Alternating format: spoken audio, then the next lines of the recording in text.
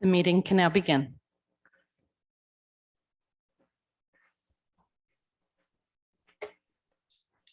Okay. Good afternoon, everyone. Nice to see the gallery full. I'll call the meeting to order at 12:38 p.m. And our first business on the agenda is the territorial land acknowledgement. Before our meeting gets underway, I would like to formally recognize the traditional keepers of this land and specifically our neighbors of the Alderville First Nation with a formal territorial acknowledgement. We respectfully acknowledge that the Township of Alnwick-Haldeman is located on the Mississauga Anishinaabeg territory and is the traditional territory of the Mississauga Anishinaabeg. The Township of Alnwick-Haldeman respectfully acknowledges that the Mississauga Nation are the collective stewards and caretakers of these lands and waters in perpetuity, and that they continue to maintain this responsibility to ensure their health and integrity for generations to come.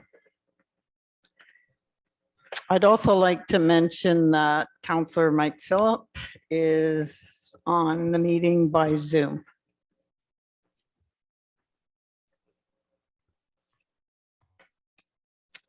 We have a moment of silence for our fallen soldiers and citizens, and at this time we keep in mind the Ukraine.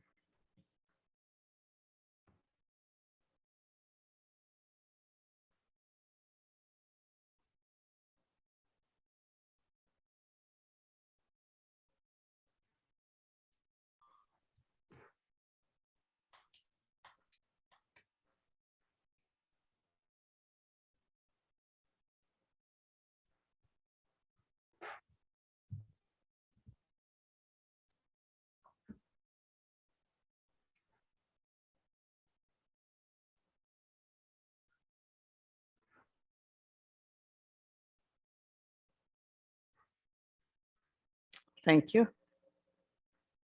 Are there any disclosures of pecuniary interest and general nature thereof? Seeing none. Item 5 is approval of the agenda as circulated. Be it resolved that the agenda for the regular council session of Thursday, August the 18th, 2022 be approved as circulated. Can I have a mover, please? Councillor Hogg, seconded by Deputy Mayor Gibson. All in favor? Carried.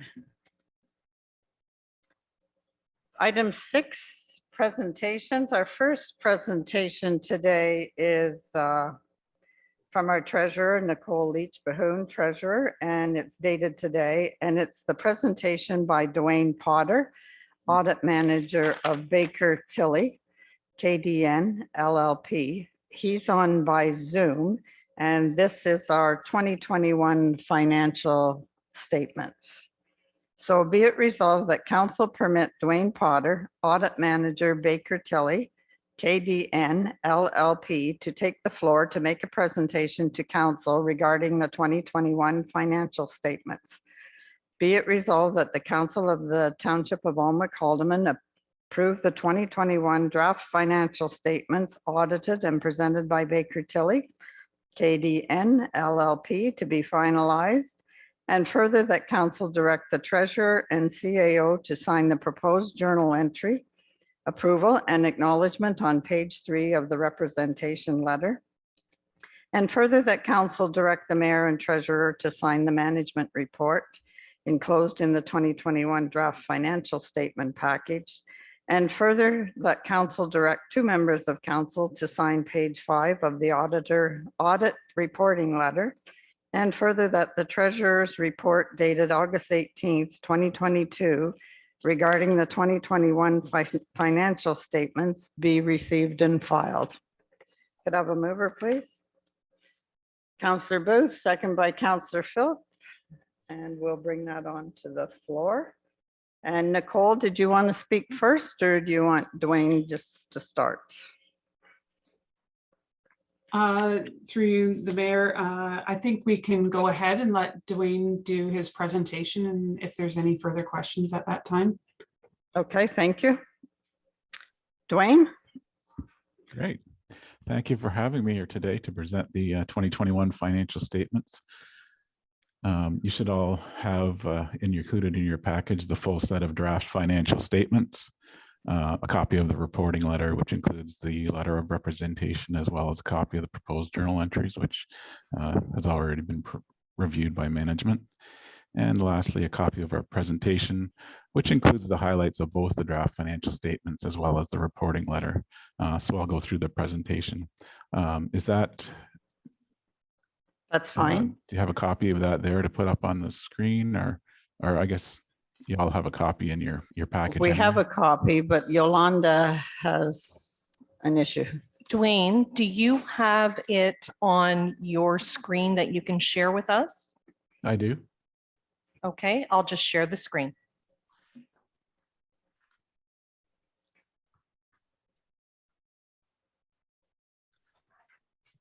You should be able to. Oh, share screen.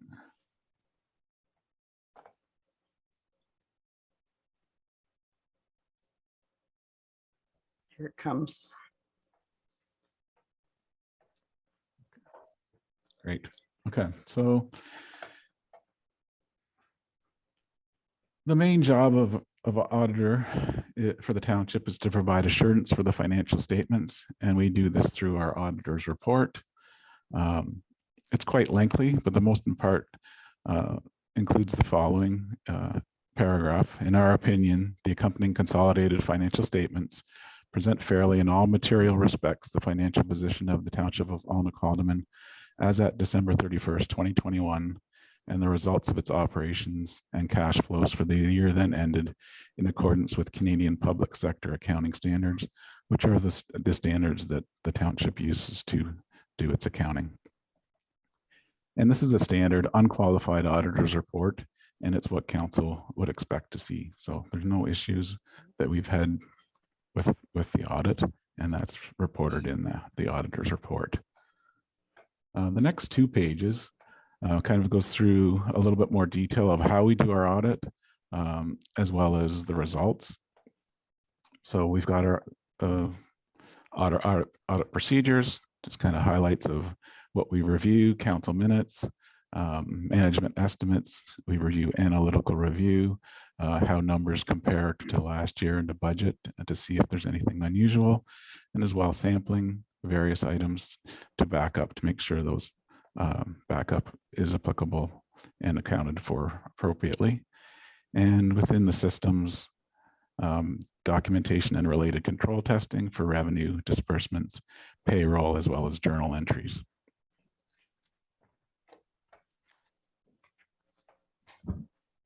And then overall, the audit is complete pending council approval, receipt of the signed rep letter, and receipt of legal letters.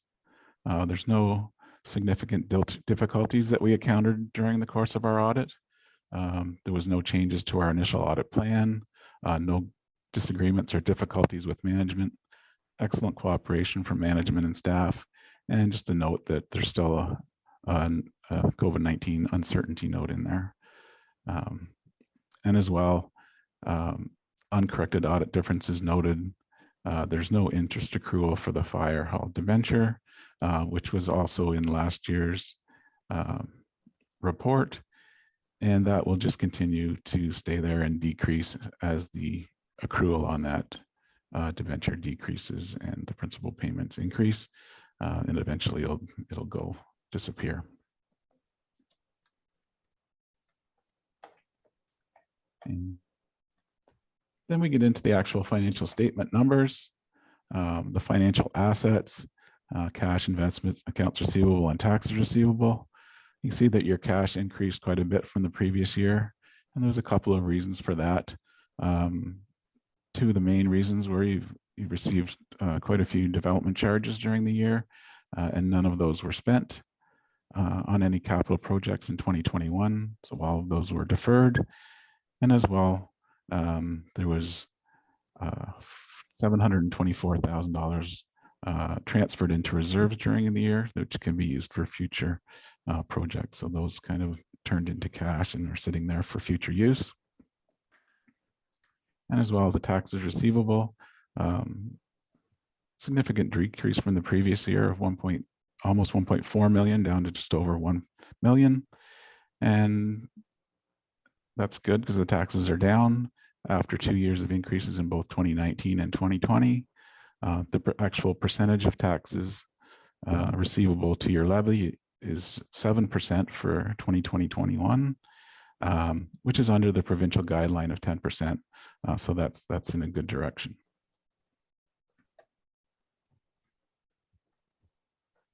Next page is just the financial assets in a graphical representation. So you can see that the cash is your biggest asset.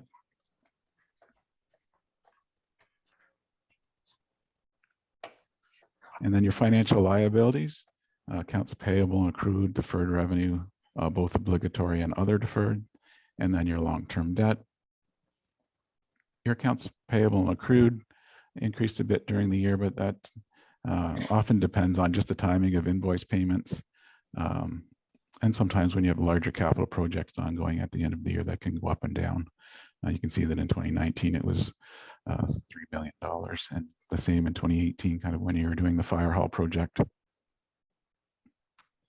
The deferred revenue obligatory reserve fund, 620,000 increase over the previous year, and that's just mainly development charges, as nothing was spent in 2021.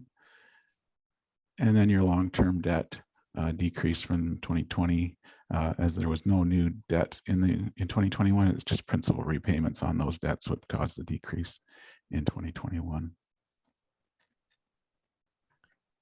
And then the next page again is just the graphical representation of those liabilities. And then your non-financial assets, total of almost 3.3 million. That's your net assets less your liabilities to come up with that number. And then your non-financial assets, which the bulk of those is made up of your tangible capital assets of 20.5 million. So your net financial assets increased over the previous year, but your tangible capital assets decreased. So the net total of those just over 24 million for the current year is down slightly from 24.1 million in the previous year.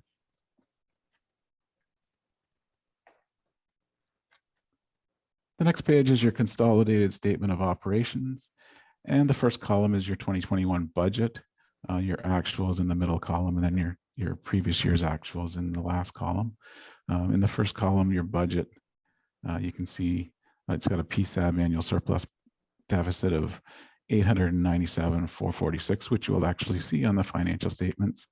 And then the bottom section there kind of reconciles those PSAB statements with your kind of your budget that you would prepare. So it adds back in the amortization, takes off your TCA purchases, and then your reserves and reserve transfers and your long-term debt payments, which don't actually show anywhere on the financial statements, to come down to zero, which is your balanced budget. And then the numbers for 2021 and the actual for 2022 or 2020, sorry, bringing those down to zero as well. As you can see, the changes from your PSAB numbers to your more budget-based numbers. If there's any questions on any of the pages as we go along, I'm willing to take those as we go as well, or at the end. Okay.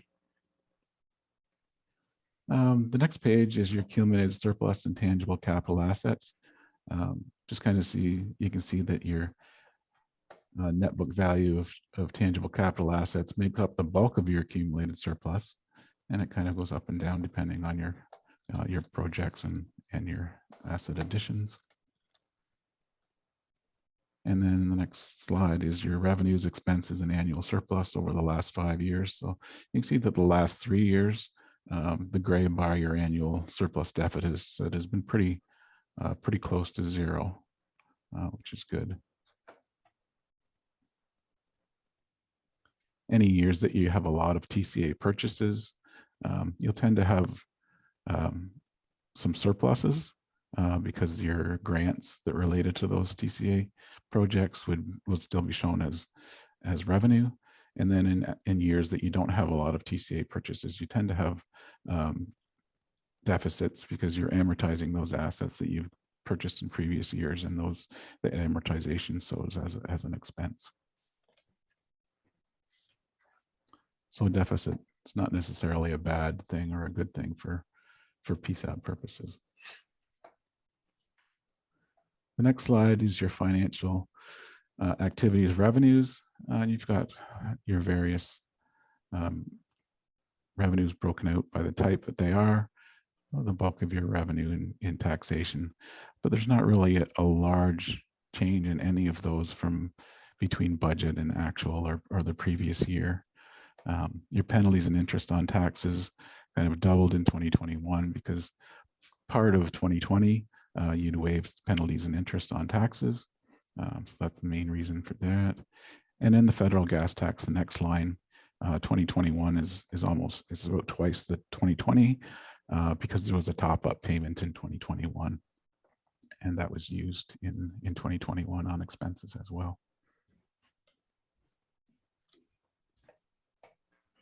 The next slide just kind of breaks that out in a graph as well. You can see your property taxation, it's got the percentages on there, 71%. And then the next highest would be your government transfers at 11%, and then user charges at 10%.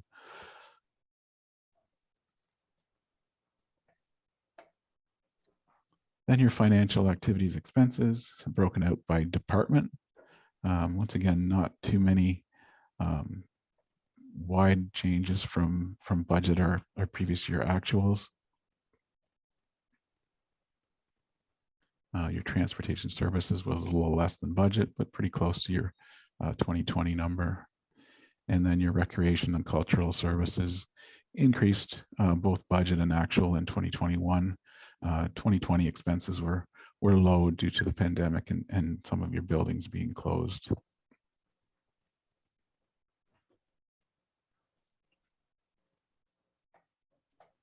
And then the next tab again is your expenses in a graph. You can see transportation 45%, then protection 25%, and then general government at 13% are the three highest expenses. And then the next slide is your expenses by segment. The exact same totals of expenses, but broken down by the type of expenses they are as opposed to department. And once again, no wide changes from budget or actuals. So that's pretty good. Budgeting and management of your expenses. And then a graph once again. So it's kind of quite a few areas where they're between 20 and 30% of your expenses.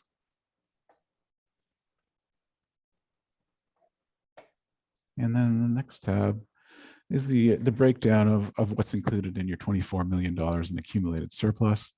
You're invested in tangible capital assets, 18.4 million, and that's net of any unfunded capital or your debt on those assets. So in the previous slide, the TCA was higher, but this includes your nets. It's netted with your debt to come up with the invested in capital assets. And then you've got reserves and reserve funds of just over 5.5 million, up from 4.8 million in the previous year.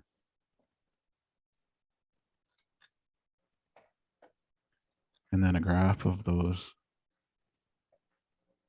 reserves.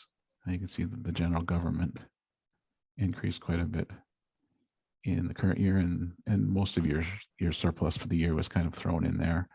And it'll be pulled out of there because there was a number of capital projects that didn't quite get completed. And then if those are spent in future years, they'll be pulled out of that reserve. And then you've got your capital additions for 2021 of 1.4 million, and the breakdown of those purchases. You've got 772,000 in roads and bridges, vehicles of 450,000, and then some other smaller purchases as well. You can see those. And then your additions compared to amortization. So you're going to tend to have amortization higher than your additions in most years until you have some large purchases like in 2018 when you had the fire hall addition.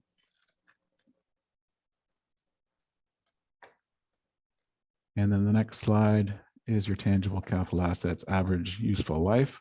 Kind of something to keep a lookout for, as well as keep in mind your asset management plan, as well as your reserve balances, just to make sure you've got those reserves built up for when you have a large capital addition coming to replace the assets.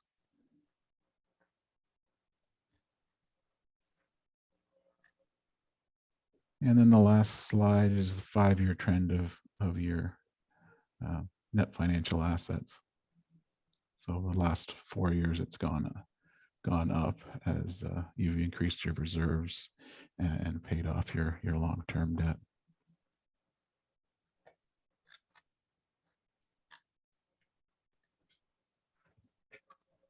So that's it for the presentation. If there's any questions now, that would be fine too. Okay, thank you. Any questions from council for Dwayne? Can't see Mike. Any questions at all? No? Nicole, do you have any questions or comments? I don't have anything specific that I wanted to ask Dwayne. I've had a chance to look the financials over in detail prior to the meeting, so. Okay, that's good. Thank you, Dwayne, for that presentation. It's always good to hear. And thank you, Nicole, for all your work in getting it ready as well to be presented to Baker Tilly. So if there's no further questions, I'll call for the vote on the motion. All in favor? Carried.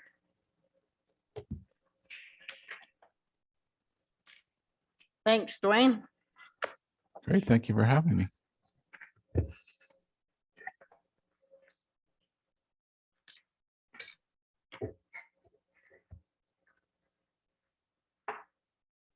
Okay, our next item, 6.2, again is Nicole, our treasurer. And this is a presentation from Bob Clark, and it's on development charges update. Are you going to come up to this desk, Bob? And okay, Yolanda will get you set up there. I'll read the motion. Be it resolved that council permit Bob Clark, partner, Clark Consulting Services, to take the floor to make a presentation to council regarding the development charges update. Be it resolved that council of the Township of Alma Calderman approve the development charges update report presented by Clark Consulting Services dated August 8th, 2022. And further, that the approved report be used as the basis for establishing a new development charges bylaw for approval for the Development Charges Act. And further, that the treasurer's report dated August 18th, 2022 regarding the development charges update reports be received and filed. I can do all that in one motion. Yeah. Okay. We have Bob Clark from Clark Consulting Service, and he's updating us on our development charges. Oh, I need a motion first. I need a mover. Councillor Philip, I see your hand. Deputy Mayor Gibson. I don't write it down, I'll forget who. Okay, Bob. Okay, I have a slide presentation. I'm not sure how that works. Oops.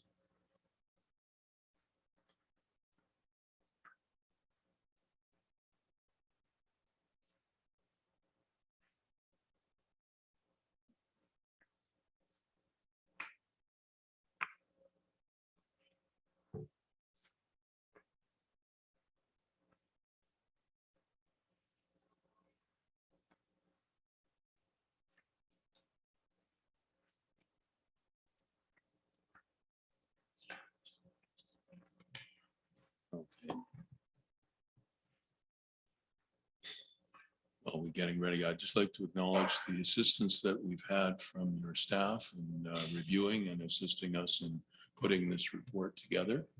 And I do have some suggestions which are not included in the original report as a result of some of the increases that we've seen, and I'll explain those as we go through. Okay.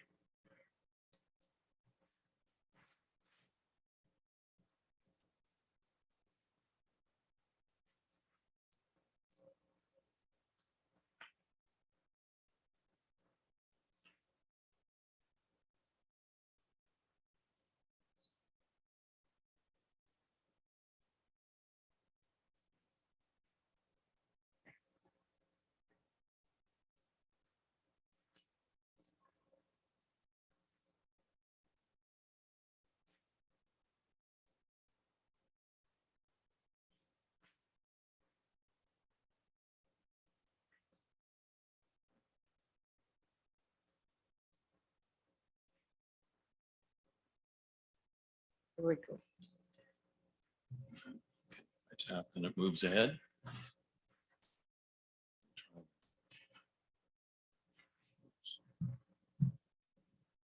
Test, test. Okay. Certainly. Okay. All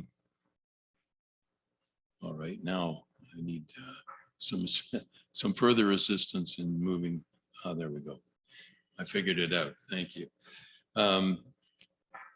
My introduction is it's required. The background study is a requirement under the Development Charges Act in order to review the calculation for both a residential and non-residential charge. And as I've indicated, your staff have assisted us in providing that review. And the study outlines the calculation that we've made. The principal purposes of a development charge is to raise revenues from new development to offset the costs incurred by the municipality as a result of growth.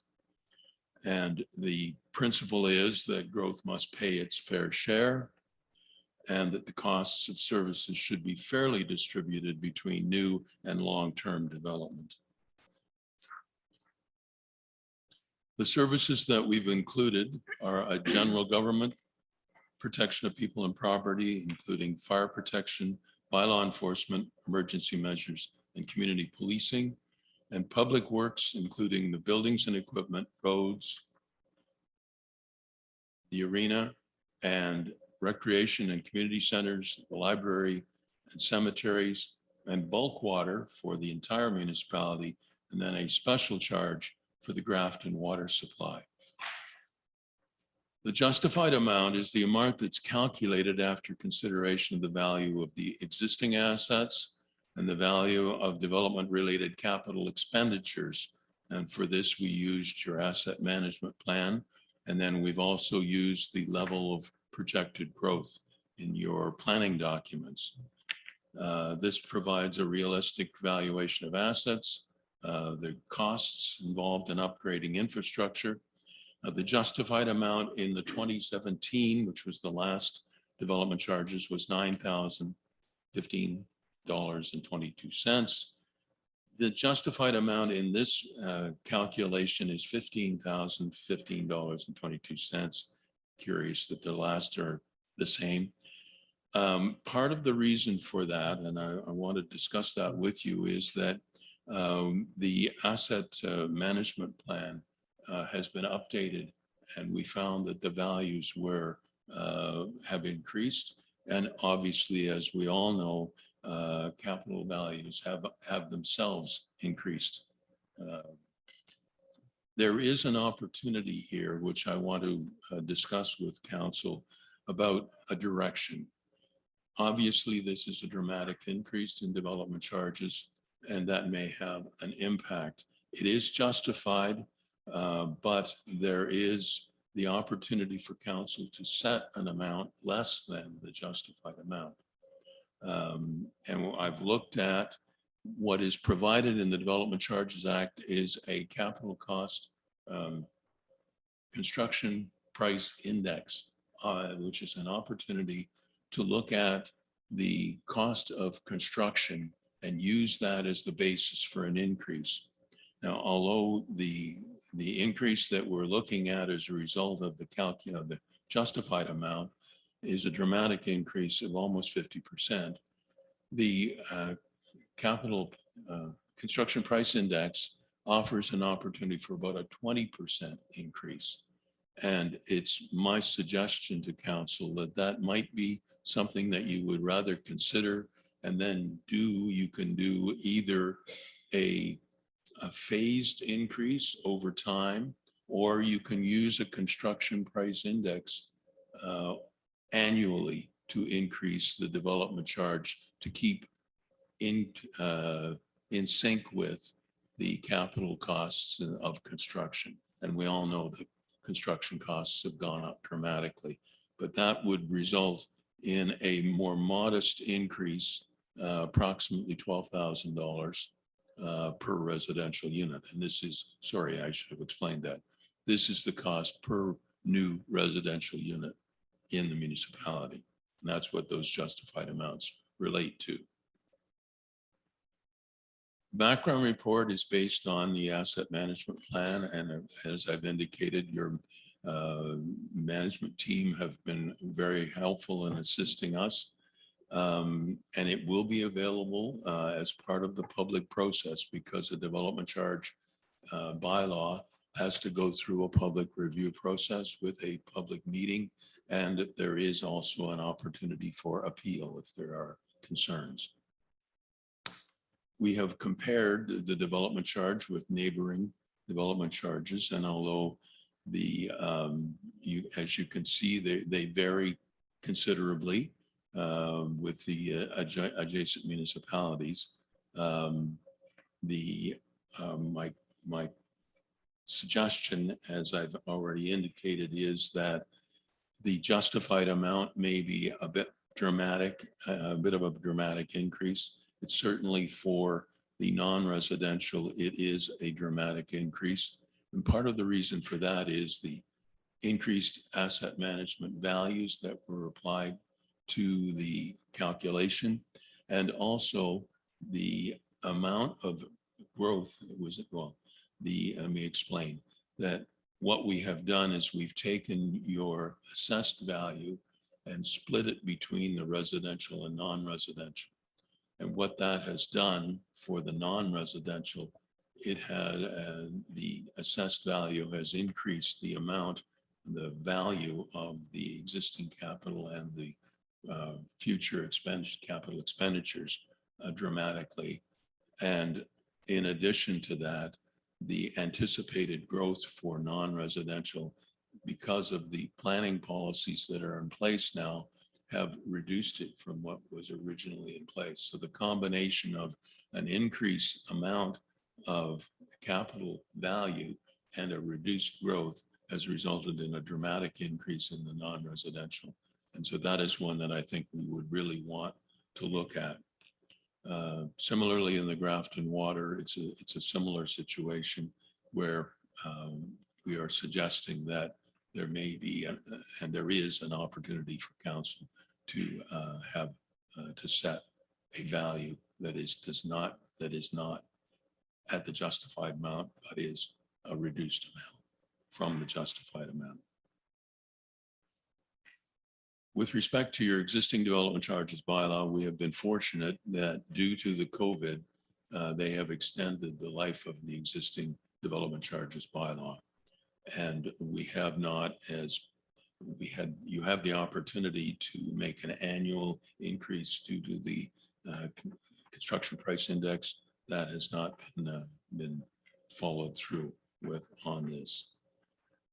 That is our recommendation. My key points here are that the calculation was updated as a result of the asset management plan, and we found that there was an increase in the capital values, both for existing and for anticipated expenditures. The asset values that were used to split the residential, non-residential capital costs have, I feel, overly weighted the non-residential side, the growth. And the process from this point on is that with council's direction, we would set a public meeting to review the development charges. And if council wish to give any direction with regard to the amount that they are looking or considering for those development charges, that could be part of that public consultation. I must admit that I do have some concerns about doing a public meeting for development charges in the middle of a municipal election, but I'll leave that for council to make a determination. Is there a date it has to be done by? No, there is not. Okay. So with regard to setting the new development charge regime, and there are basically the residential, the non-residential for both the bulk of the municipality and for the Grafton, then for the water supply for Grafton. Those are the development charges that we're looking at setting. And what we're suggesting is you have the option of the justified amount, a reduction in the justified amount, or using the construction price index, which would be a 20% increase, and adjusting that annually as we go forward. That's essentially my presentation. I'd be pleased to take any questions or any comments that you may have. Okay, thanks, Bob. We saw significant increases in information in the asset management plan. And we're behind. So I'll see if council has any questions. Anyone? Councillor Philip? Thank you, and through the mayor, thank you very much for that informative report. I found it very interesting, and a couple of I like the flexibility that this presentation gives council. I do agree with you that it's a pretty big fish to swallow all in one piece, and therefore I very much like the idea of breaking it up into a graduated approach of 20% and let that grow with the township. I think that's an excellent suggestion. So I thank you for that. And the flip side of that one is that I'm fortunate enough to sit on the water board, and I know that that we're looking at further growth, expansion, and therefore costs that will be incurred by the township going forward. So I would actually take the opposite point of view for that particular piece and go with the justified amount, knowing that we'll need it and need it all. My fellow councillor, Greg Booth, would probably like to weigh in on that. I'd be interested to know what he thinks with respect to that. But I think we're in for a financial ride when it comes to water, and that's why I like the justified amount there, and that makes it a user pay, which I think is a good idea. So those would be my two comments on the report. Again, I thank you. It was clear. I understood it, and it gives us some options, and I always like options. Thank you very much. Thank you. Thanks, Mike. Anyone else? Do you want to weigh in on the water? Sure, through you, your worship, to Bob. Thank you very much, Mr. Clark, for that. And I would agree with Councillor Philip about the Grafton water. We're in transition right now where we've got a grant and it's very expensive to dig another well in that. So, but I do like your suggestion about the construction price index. I'm just wondering, because the comment was made too, is this council, we're in our last few weeks, months, whatever.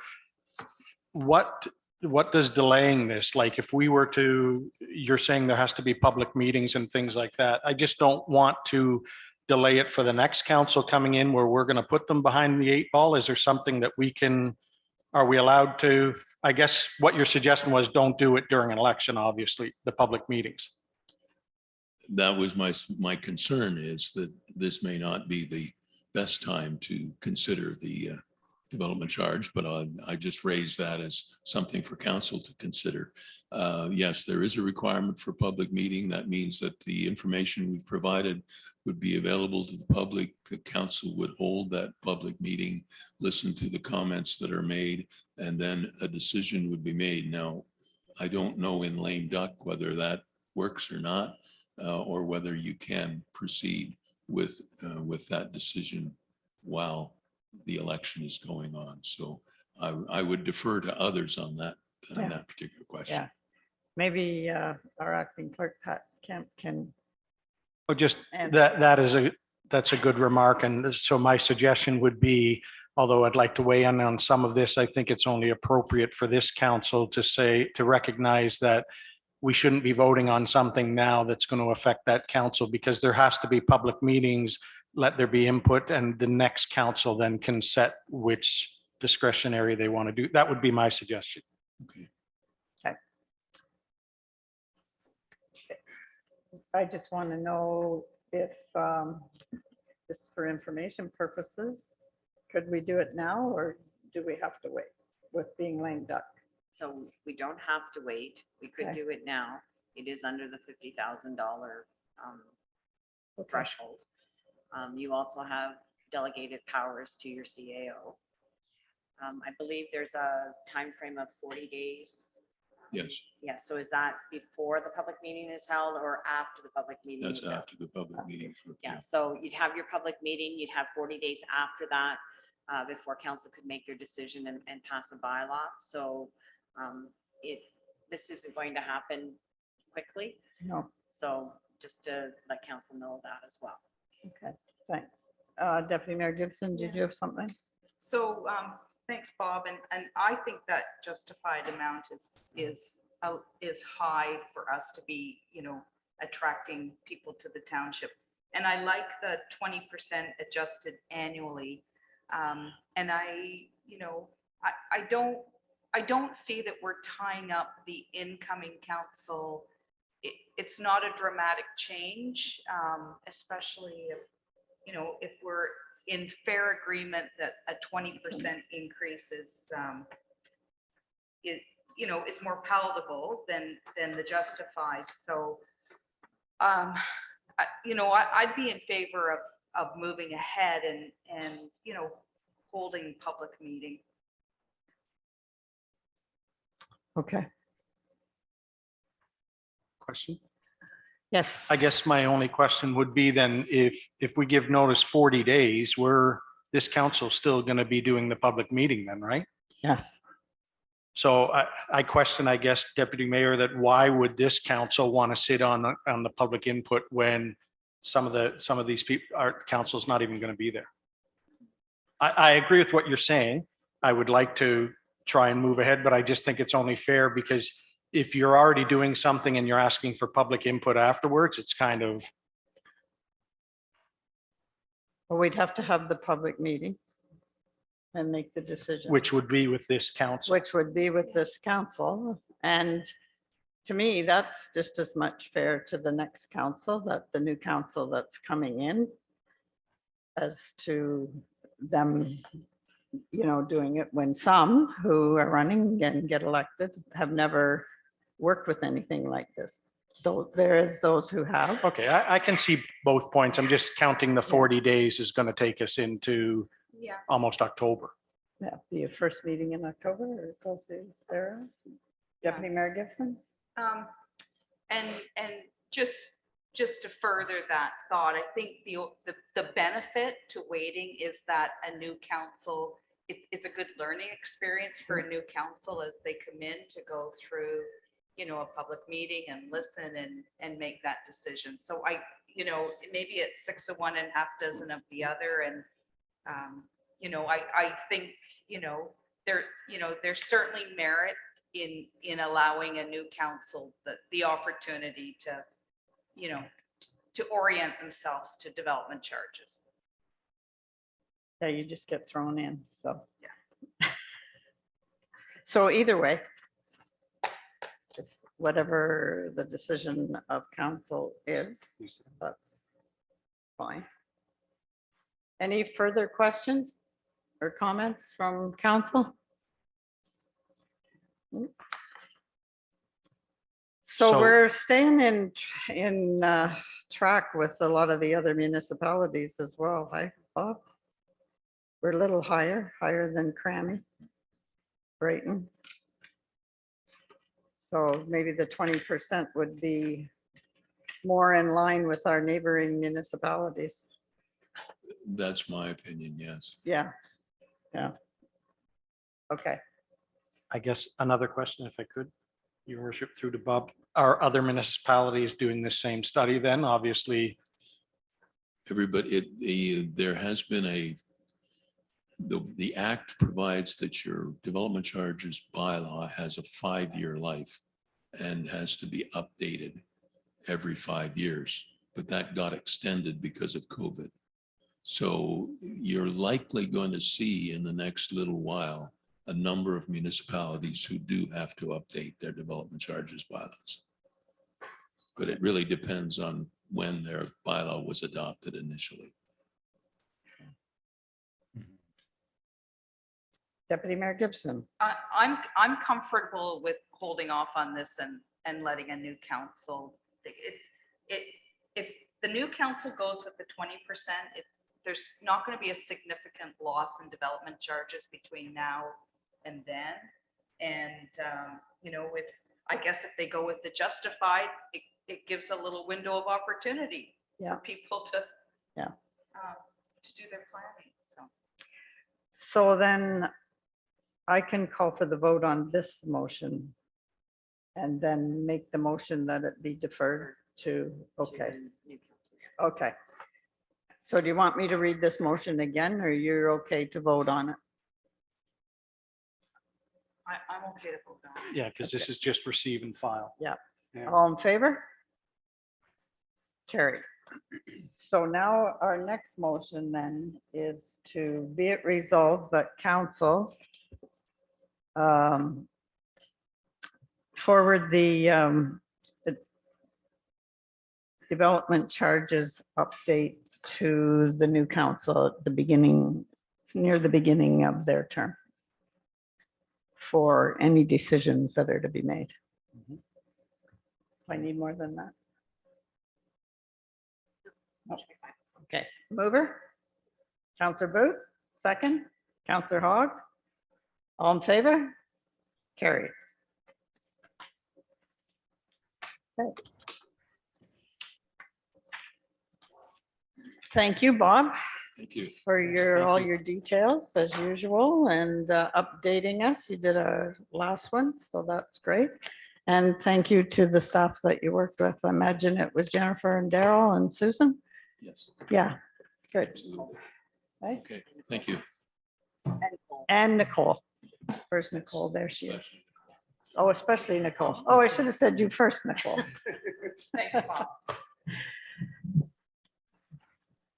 Okay, item 7 is approval of the regular council minutes of July 21st. Be it resolved that the regular council session minutes of July 21st, 2022 be approved. Can I have a mover? Counselor Philip, second. Counselor Hogg, all in favor? Carried. Is there any business arising from those minutes? Seeing none? Okay. Our next item is number 9, administration. And this is the reports from Pat Kemp, acting clerk. Today's date, sale of surplus lands at Shawano Drive. And we have 3 delegations, Margaret Hilborn, Helen Pant, and Donald Belovich. And the first one, I'll just make the motion to allow, be it resolved that council permit Margaret Hilborn to take the floor to make a presentation to council. Mrs. Hilborn. Can I have a mover? Counselor Booth, second. Deputy Mayor Gibson. Okay, you have 10 minutes and our clerk's going to do the timing and she'll give you, what do you give, a minute notice, Jan? 2 minutes? 2 minutes if you're close to the 10. Okay, Thank you, welcome. Thank you for coming. Madam Mayor, and through you to the council. My name is Margaret Hilborn, and I live at 136 Shawano Drive across from the land under discussion. We bought our property knowing that the land across from us was declared parkland and green space within our development. We have a well which is located on the northwest corner of Shawano and Kanata, being the closest well to said property. A well flow test was conducted in September 2020 and showed a flow rate of only 3 gallons per minute. Some neighbors have even less flow rates. You have provided a 2014 site servicing report on the Shawano property, which states in section 8.3, and I quote, "However, upon the completion of the pumping test, the well's water level exhibited a gradual decline. Since the aquifer is comparatively shallow, seasonal recharge and draining effects may influence the water levels. Therefore, periodic monitoring of the water level through the dry part of the year is recommended to verify that the water level is sustained. Monthly measurements in July, August, and September should suffice in this regard. Those data should be reviewed to verify that the well maintains an acceptable water level." End of quote. To my knowledge, this due diligence as recommended by your consultant has not been undertaken. It would be unwise to sell the land or indeed sever into 2 lots with 2 wells without verifying acceptable water levels as you have been advised. As the petition signed by 59 residents states, the #1 desire of the community is for the township to retain this land as green space in its natural state. Thank you. Thank you. Do them all at once? Do them Yeah. all at once.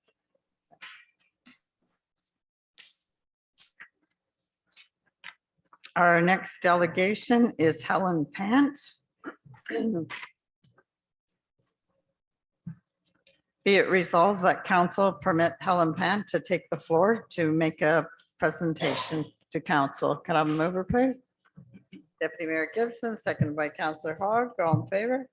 Carried. Hello. Hi.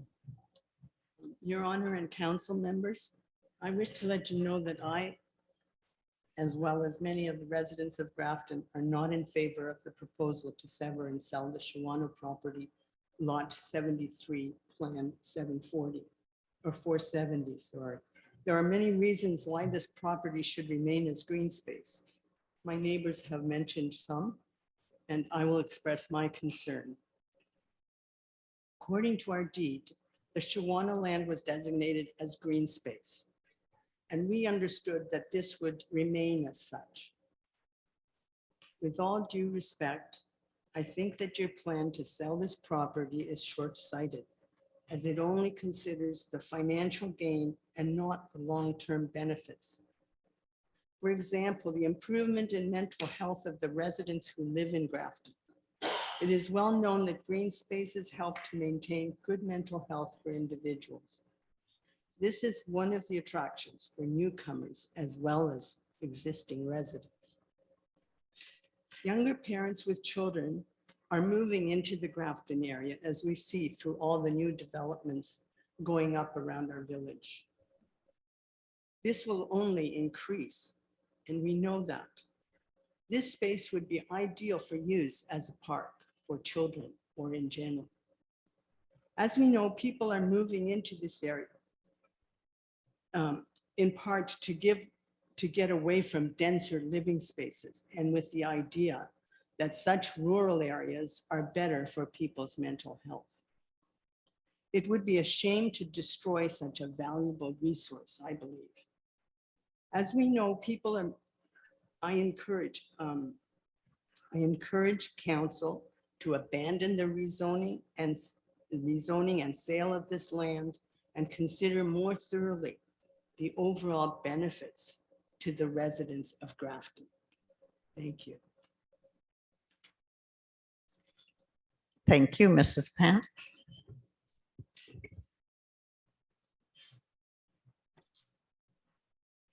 Okay, we have another delegation, Donald Belovich, and I think he's going to zoom in. Is that correct, Yolanda? He's there. Yeah, I'm here. I don't know if anybody can turn my video on. It's saying, oh, there we go. Hi. Oh, there you Hello. are. Okay. Be it resolved that council permit Donald Belovich to take the floor to present the delegation to council. Can I have a mover? Councillor Hogg, second. Councillor Booth. Okay, Mr. Belovich, go ahead. Good morning, Madam Mayor and councilors. I wanted to thank you for the opportunity to be heard here today. I wish I could have been there in person, but unfortunately my job in Toronto didn't let me sort of get away. My name's Donald Belovich. I live at 104 Newawton in Grafton. I'm here today representing the Newawton Shores Residents Association and myself personally. As I mentioned, I'm also a resident in Grafton. The Newawton Shores Residents Association is a new residents association with a growing membership. We've got over 40 members to date and rapidly growing. I'm a new resident to Grafton. I've been building a home through the pandemic for the last 18 months, which has been, as you can imagine, extremely challenging and fun. But I will say that town staff has been a delight to deal with. We're delighted to be part of the community, and we think you've got something very special here. Turning to the matter at hand, there's no doubt that the council has the right to declare this land surplus and sell it. But we at the Newawton Shores Residents Association and personally, we've got some concerns about the process of how it's unfolded under the circumstances. As you've heard from some of the other delegates, you've got over 59 petitions from residents opposing the sale. To us, the process seems to have been rushed with no real community engagement or consultation. It's the middle of summer, it's August, people are away. Really, there was a notification put in the paper and a notice put up on site, but that's really it. Our group sort of found about this by accident, people walking by. This is a significant event. So I'm not talking about the right of council to do it. I'm talking more about the process given what's happening, which is converting parkland to development. When the subdivision was established, the land was given to the township in good faith as parkland. And as my colleague presented before, once parkland has been converted to development, there's no going back. There's a recent sale of a large parcel of land as you come off the 401. I think it's called Grafton Heights. We've got lots of new homes coming into the area, lots of additional revenue coming into the township. I listened with interest on the presentation of the financial statements earlier. It certainly seems to me that our township's in relatively good financial health with growth and more additional revenue coming. We certainly see development as a good thing, but as I mentioned, converting parkland to development is concerning. Once you do it, there's no going back. I certainly would say, however you do it, the community which is directly impacted by these decisions should be consulted and engaged, and we should get a chance to say what we think the best use of the property is. There was some discussion about parkland. It could be dog parks. There could be all sorts of things that could be put there. At the very least, we should go through a process where you engage with the community and discuss and get inputs. You've also heard a lot of issues through the letters that were presented and one of our delegates about significant water issues. I know there was a report that was tabled. It's fairly dated at this point in time. There are a number of concerns that are raised there. So certainly if you did decide to proceed with this, additional work should be done on that water issue to make sure that it's not negatively impacting the sales, not negatively impacting adjacent landowners. Again, with the election only a few months away, our suggestion is let the new council deal with this. The process seemed to be a bit rushed without a lot of consultation. The land's been sitting there vacant for over 20 years, a few more months, 6 months, a year, or whatever it might be, to go through this process and make sure that council's considered all the options available and with other community members just seems the prudent and smart thing to do. Thank you. Thank you. I just will make this comment, Mr. Belovitch. Subdivisions, when they started and got, were coming on stream in, especially in the rural areas, very often, and in this case, there was land given in lieu of park levy. So this lot is an irregular shaped lot. The municipalities never got the best lots. And instead of paying park levy, the township got a piece of land that they can choose to sell or not sell or whatever for park levy. And that money has to be spent on parks or put into parks reserves for something in the future. So, I often hear, well, it was given for parkland. It was given in lieu of parkland. And now it's parkland fees that are paid and are paid for every lot. So that's a change as well. And I just wanted to make that clear. And I'm going to ask our planner if she has anything to add to that. Through you, Mayor Latchford. The Planning Act does require parkland contributions as part of subdivision development. Municipalities, it's, I believe, 5% of the value of the land, 5% of the value of the land of the development on the day before the draft plan is registered, or 5% of the value of the property. In developments now, we have we've got parkland studies that look at where we want to have neighborhood parks and where we want to have community facilities. So when we're reviewing a development application at this point, we look at our parks and recreation study and it says, we don't really need a neighborhood park in this area. We'll take cash in lieu, the equivalent of 5%, or we need a neighborhood park in this area. So we'll take 5% and this is where we want our park to be. This is an older subdivision and we didn't really have, I wasn't here at the time, but I don't anticipate that the municipality probably had a parks and recreation study at that point in time that said that this is where we want to have a parkland, a neighborhood park. This is where, or we'll take cash in lieu.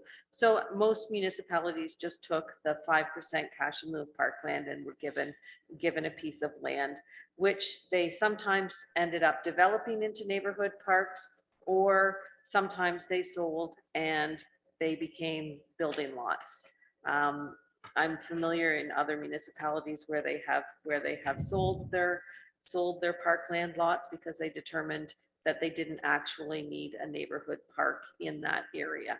So it's up to the municipality then to decide how they're going to deal with it. Thank you. Any questions or comments from council? Well, sure. Councillor Phil? Thank you very much, Madam Mayor, and through the mayor. I sit in a very unique position on this. A little bit of background. The last time this came forward, I opposed anything be done with this particular lot. And those who know me know that that was the case. I have been in this community now for 10 years. I live on Keewatin Drive. I walk by this lot every day, sometimes twice. So I feel justified in making the following comments. First of all, I've learned a couple of things. Number one, no human interaction takes place, or very little, absolutely none that I've ever seen on this lot. I didn't know that when I first moved here, but I know it now. Second, this is a subdivision. I live across from 2 new homes that were green a year ago. Unfortunately, subdivisions are about people living there and people moving in and building, and that has happened on Keewatin since I have been here on 2 separate occasions directly across from my house. Now, it wasn't given to the township in lieu of parkland, it was a private sale. Yes, that's different. But to people like myself who have initially been concerned about the NIMBY thing going on, I had to swallow my pride and accept the fact that builds were part of a subdivision's plan. To the comment made that we like our open spaces, the average lot in this subdivision is 1.7 acres. That is nothing like Whitby or Bowmanville or Oshawa or anything else. It still garners the feeling of space and well-being that I relish as being a member of this subdivision. So I don't see density as being an issue.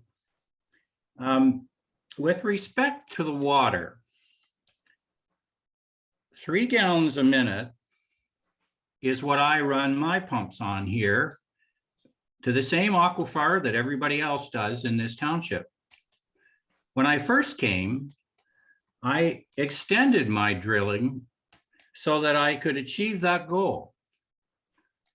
This is an option for any resident. And if you want more water, I see it as a responsibility of the landowner to make the necessary adjustments. I would further argue that there are different ways to accommodate a well that isn't pumping 5 gallons a minute, which would be lovely here, but doesn't exist. And a couple of those are something that we've used historically in homes that the old farmers can tell you they used for years, which is a cistern, but is in more modern days, we call a storage tank.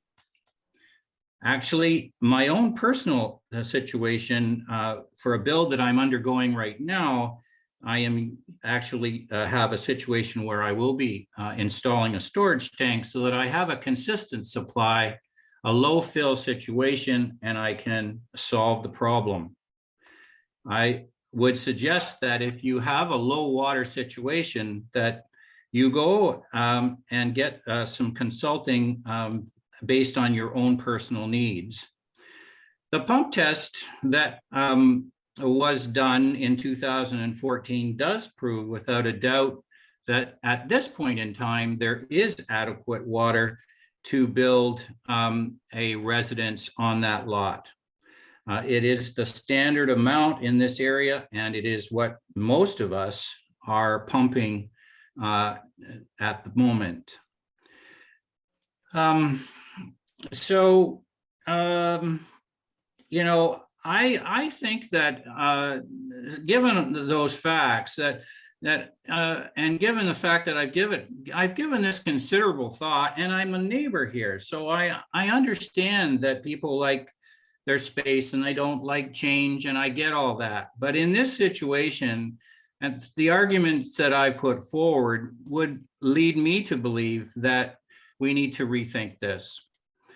And I would take it one step further and say that one of the things that we cherish here is parkland, and we have it 1,000 meters from where this property sits in the Newawton Sanctuary.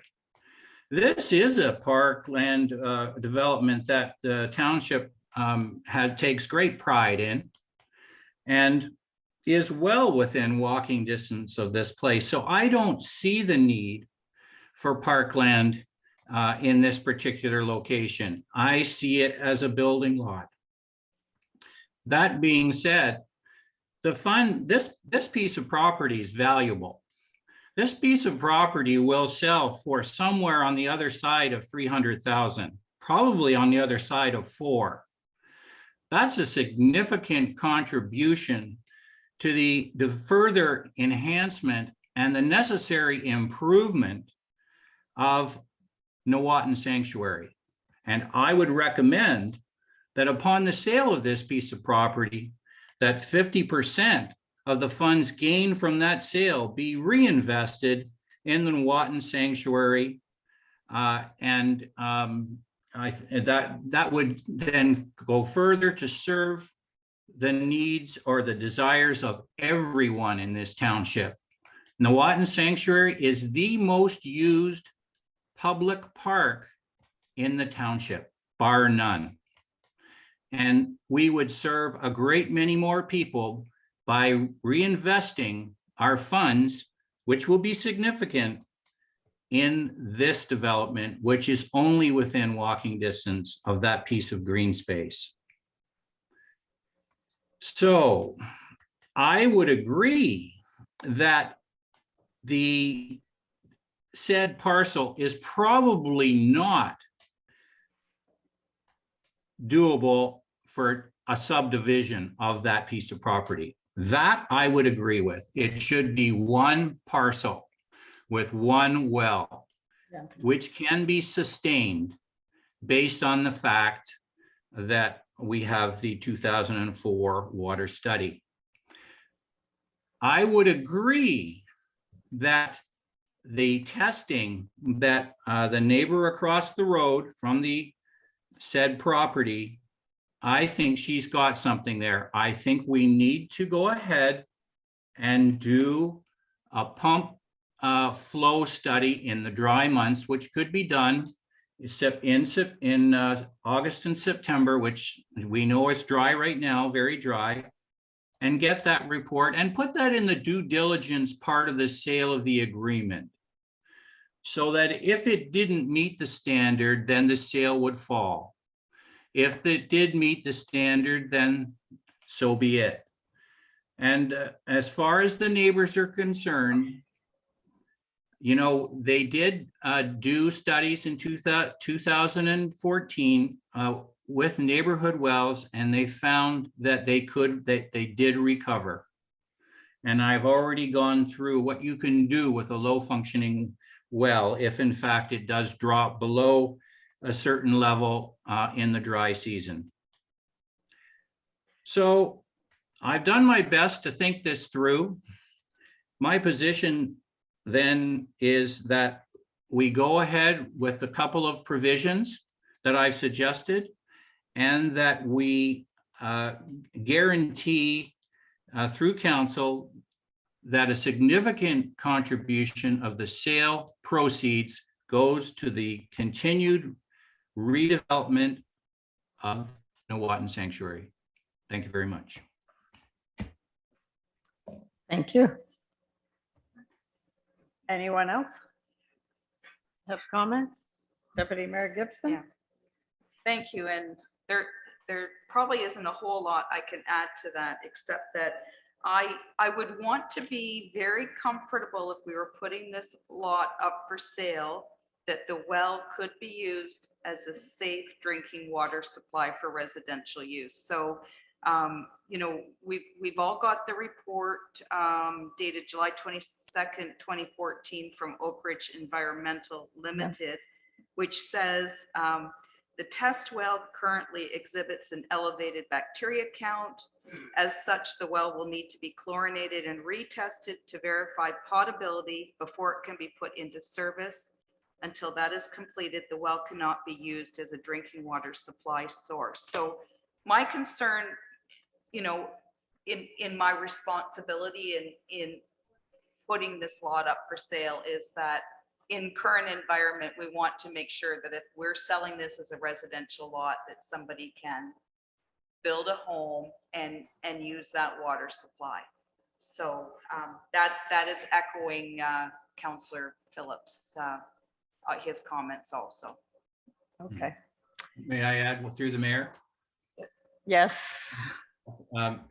That's an excellent point, and I'm sorry that I didn't touch on that, Deputy Mayor. But for your information, all of the wells that I'm aware of in this subdivision have UV filters and iron removers and so on.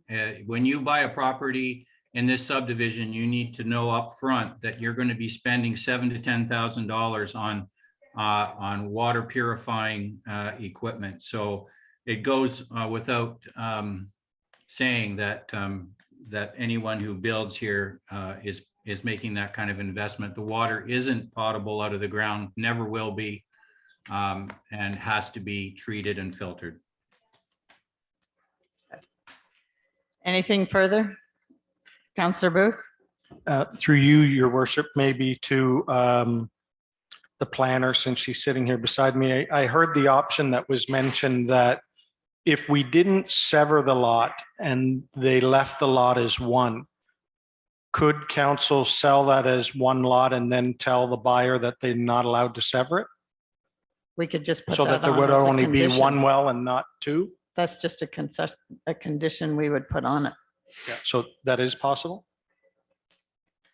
Yes, and council needs to keep, well, council, who is also the land division / committee of adjustment in the township, is the one that makes decisions regarding severance applications. So ultimately, if somebody purchased the property and came forward to council saying, I'd like to sever this parcel,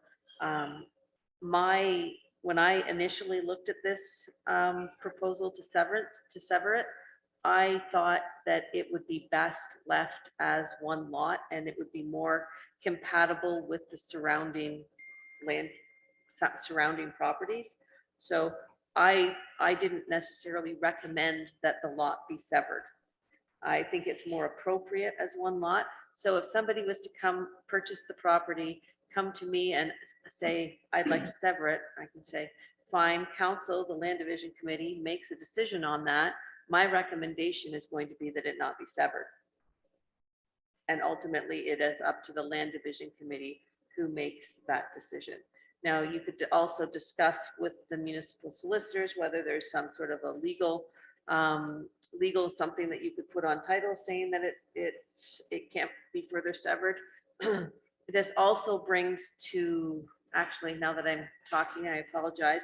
There's a section of the Planning Act called part lot control, and it basically says that a lot created in a plan of subdivision cannot be further subdivided without council passing a bylaw that would exempt it from part lot control. So it's within council's power to control the further subdivision of this property. And second question, so thank you. I guess it's all about timing again with this issue too, because this council will be, like I said, we're not here for much longer. And I'm just wondering if the property did go up for sale and there was multiple bids for the property, that then the decision to sell then will be with the CAO then. Am I correct, Pat, in that? Because it's over $50,000? That's correct. Which makes another issue, right? So I know the gentleman, the lawyer there that spoke to say to defer it or not, I'm on the fence, right? It's because it's going to be when the offers do come in, council won't have to look at that. I mean, there's a promise of big money here for these lots. If we're talking, as Councillor Phillips said, $300,000, $400,000 or whatever, but I wouldn't want to put it up for sale either and then somebody come in there and try and buy it for cheap either, right? And there is some concerns, as the deputy mayor said, about the water too, and Councillor Phillip, and I don't know how you I can't see it being solved quickly to have somebody go out there and reconfirm the 214 testing, right? I don't know, it depends on what they can do. That's just my comment. Anything further? Through you, I mean, the easy thing would be to defer it. Yeah. You know, that, but I think I feel a responsibility. This has come before us to make this decision and at least set it in motion. let's get the testing done and let's set it up for, to be as successful as it can be. I agree.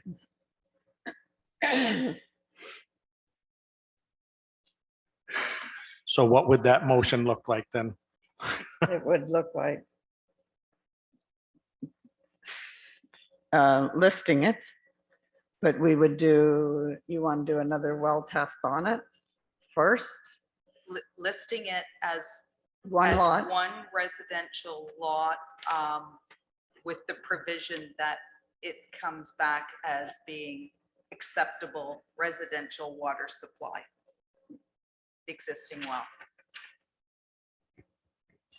I don't know if we can we pull into the motion about the Planning Act and no severances in the future? Well, I don't know, because at some point down the road, if municipal water ever goes past the door, that would be something different, but Well, the I other, think that, can we do that, Jennifer, that lot will be sold as one parcel and not severed? At, until municipal water goes by or whatever? Through you, Blatchford, I'm not a lawyer, so I Oh, I know. can't say. But Neither. I can tell you that council would have to pass a bylaw exempting that parcel from part lot control in order for it to be severed. Because So it's in a Because subdivision. it's within, it was created within a subdivision. Okay. so a comment on that. So I guess the issue being, it wouldn't be this council. So we can say that we would like that it to be one lot, but depending on what the next council, when this person, whoever purchases it, comes and wants to subdivide it, we cannot say 100% sure that it won't be severed, because it's the council of the day that's going to make that decision. Yeah, but it's probably unlikely that, Yeah, I'm just It saying would for certain, we be- can't say that. So we can't put that in the motion to say you can't, because as the planner said, that will be up to the people in the planning. and it's, But I think too, we have to have faith that the council that follows us is going to do the right thing for what will be their residents, and that includes, adequate potable water. Okay. Can I comment? this has come before council, not just this council, past councils. 2 or 3 times, I believe, so it's never going to go away. I agree. It's just the timing for us is sort of that would have never been a factor if it was a year ago, right? And Well, all valid You're the- complaints. We're the council till the. Yeah, we're all done. valid concerns that, they're all noted. It is true what the deputy mayor said and what Councillor Phillips said. I think Mike had his hand up. Councillor Philip? Thank you, and through the mayor. The only question I have is, when I put a well in, I buy property and due diligence, and I put a well in, I pay for that well study to be done. I'm not exactly sure why council should be responsible for the cost of the well study once the property is sold. It seems to me that the owner's it becomes the owner's due diligence to make sure that flow is sufficient. Again, I warn council that I guarantee you that the water potability will not be good, and that it will have to be treated, which is a further responsibility of the resident or the buyer of that particular piece of property. So I definitely wouldn't hinge the sale of this property on potability. I would hinge the sale of this land on flow rate, because you are not going to get potability.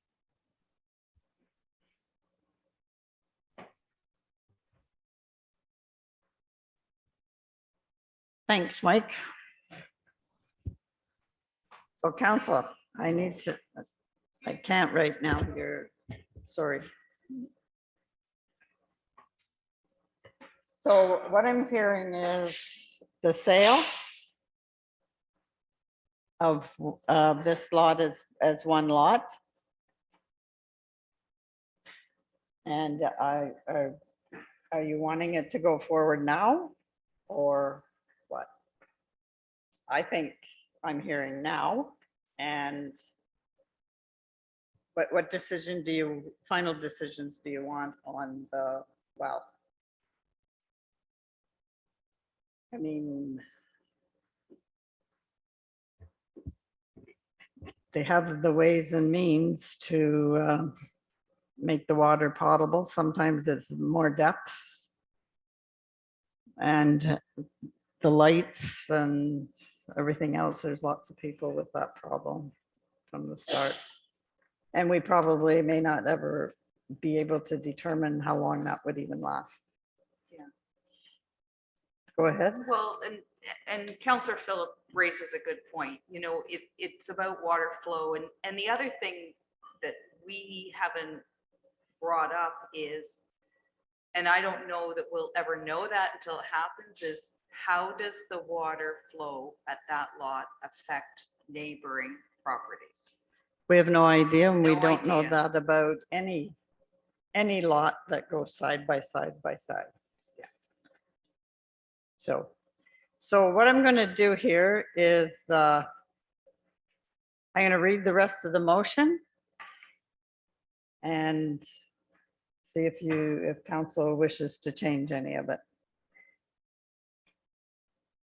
Be it resolved that the Council of the Township of Alnwick Haldeman received the report from Acting Clerk dated August 18th, 2022 regarding the sale of surplus land, Shawano Drive, Plan 470, Block 73, Concession B, part of Lot 24, roll number 14-50-116-020-056-500, Grafton, and further, that if council determines that they want to sell the Shawano Drive property legally described as Plan 470, Block 73, Concession B, part of Lot 24, roll number 14-50-116-020-056-500, that they pass a resolution to deem the property to be surplus to the needs of the township, and further that staff be directed to place the property for sale on the open market with Tony Pula being the real estate agent.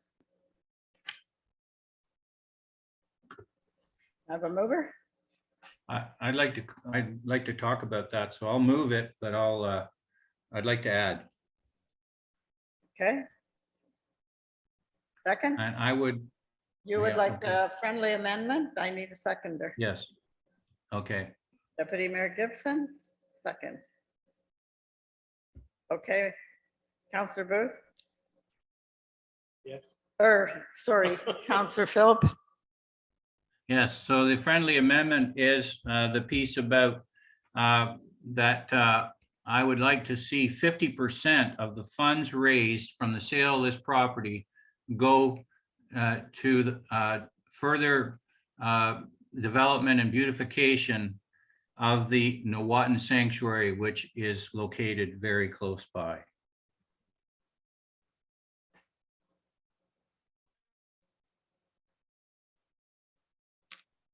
%50 of The funds gained from the sale of the said property. okay. That's setting a little bit of a precedent, but what does council think of that? It's pretty high. Deputy Mayor Gibson? Regardless, that money is going into parkland reserves, which Nowatan Sanctuary can draw from. Yeah. You know, and I think, you know, it's going to be incumbent on the next council to ensure that that property is kept. You know, if there's money in the reserves and if we're able to draw from it to beautify that park,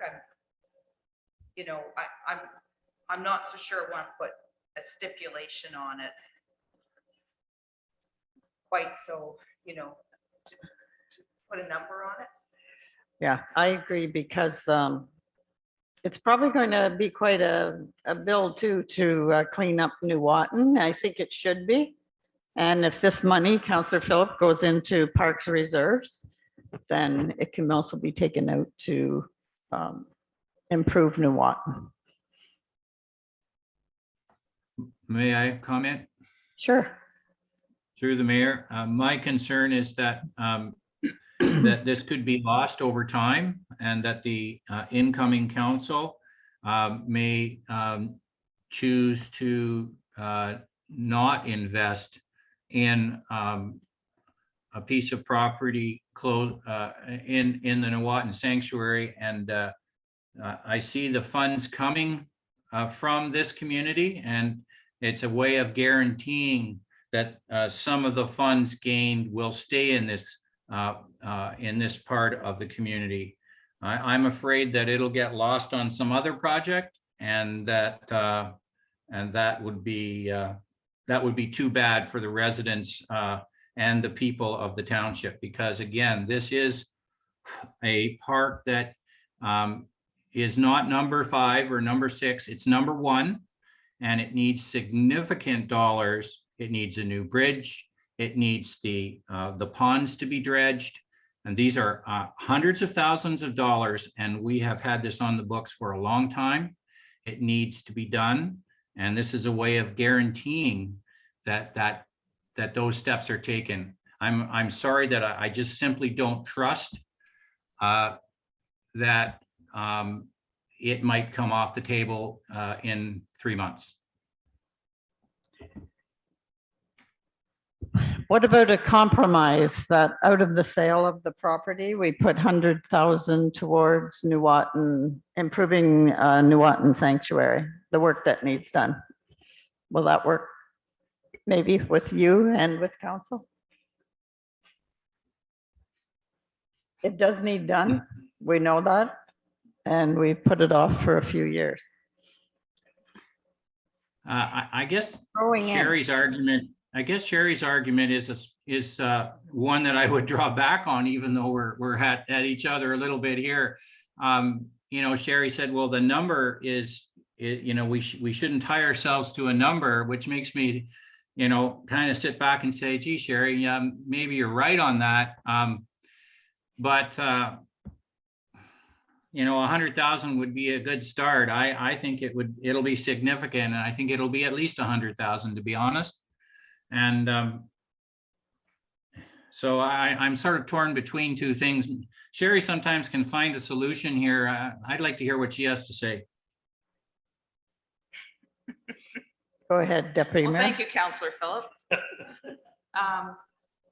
If we're talking about hundreds of thousands of dollars to bring New Watan back up to, the way that it should be, and it's within the same neighborhood as the parkland that the residents in this area hold so dear, then we really should be saying the proceeds from the sale of this property will be directed to the beautification of New Watan and not putting a percentage on it. If you want to make an argument that it's staying within the community and it's to enhance for resident purposes green space in their neighborhood, then we should be saying, let's take the proceeds from that sale. We know it's an asset of the township that needs looked after, and saying it goes into a reserve specifically for New Watan Sanctuary. Well, I'm happy with that. That's setting quite the precedent, though I'm a little worried about that, because if you sold parkland other places, the same thing could happen again. And I see both sides of your arguments. What do you think, Troy? You were Public Works and looked after that for a while. Give us a little advice. Well, I do agree with you. It does set a precedent, but again, I can understand where Councillor Phillip is coming from. There is some big ticket items that do need replacement in the sanctuary. They are items that are tough to, come to budget, every year to say, we want to, $175,000 bridge or whatever it may be. I do have experience in dredging from Wicklow, and I do know that the sanctuary does need some dredging and some pond work before we lose it all. So those Yeah. items are tough to come to council and ask for it at budget time. So this would be an opportunity if council chooses to go through with the sale. This would be an opportunity to fix up, secure the ponding, the bridge and stuff that is well needed. What would the bridge cost? Have you got an idea of a price of that? I don't know. It would, it's a covered bridge. Wooden? Wooden? It's a wooden bridge. So I don't have a number on that. I don't know if Brian would know better than I. I'm not sure, but I do know that it needs significant work. And the ponds there do need a lot of shoreline work as well and dredging and stuff. So Yeah, it's a big job there, actually. There's Brian. Brian, any idea of the costs of fixing Nuwatan Sanctuary and the cost of it? The bridge only needs fixed. It doesn't need replaced, does it? Well, it is getting kind of wore in a few places, and most of the work would be in the underneath, which would be, there would be in water work and stuff like that. So that always gets expensive and stuff like that. So there would be significant costs. I don't really have a budget number for you right now, but Councillor Philip talking about half the a couple $100,000 going into reserve for that work for dredging and bridge work and stuff like that. You wouldn't be long eating that kind of money up in a reserve, like in a parkland that size anyways. That would definitely need it, and probably would be good if council sees fit to earmark that for work in there. Okay, thank you. Okay, council. Yes. So that part aside, there's nothing in that motion that talks about water and the well and the rate of water. And I can see it coming back onto the township. That's, if I don't think we want to be responsible for selling it as is, as a municipality. I think we want to ensure that the water supply is appropriate. Ensure well is a proper well can go in. Yeah. Okay, So we're looking at due diligence here. But is it the township's due diligence or the buyer's due diligence?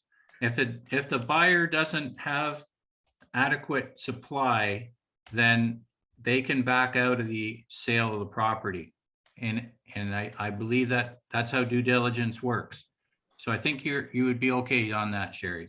Okay. okay. I've got stuff written all over the place here. Pat, good old Pat. She knows how to make it, she can clear it up. So I'm just not clear here, and council will have to fill in the blanks on the sale of the property, how much of it will go to, you're saying 50%. I'm happy to leave it wide open, like Sherry suggested. That way, if it's less, then we can use the money elsewhere. If it's more, then we've got what we need. Okay. You got a new motion there for me that I can read? Be it resolved that the council of the township of Almac Haldeman receive the report from acting clerk dated August 18th, 2022 regarding the sale of surplus land, Shawano Drive, Plan 70, Block 73, Concession B, part of Lot 24. And further, funding from the sale of this property, some funding will go towards upgrading and cleaning up Nuwatan Sanctuary. And prior to the sale, council does another well testing, ensuring that the buyer can get a proper well. But correct?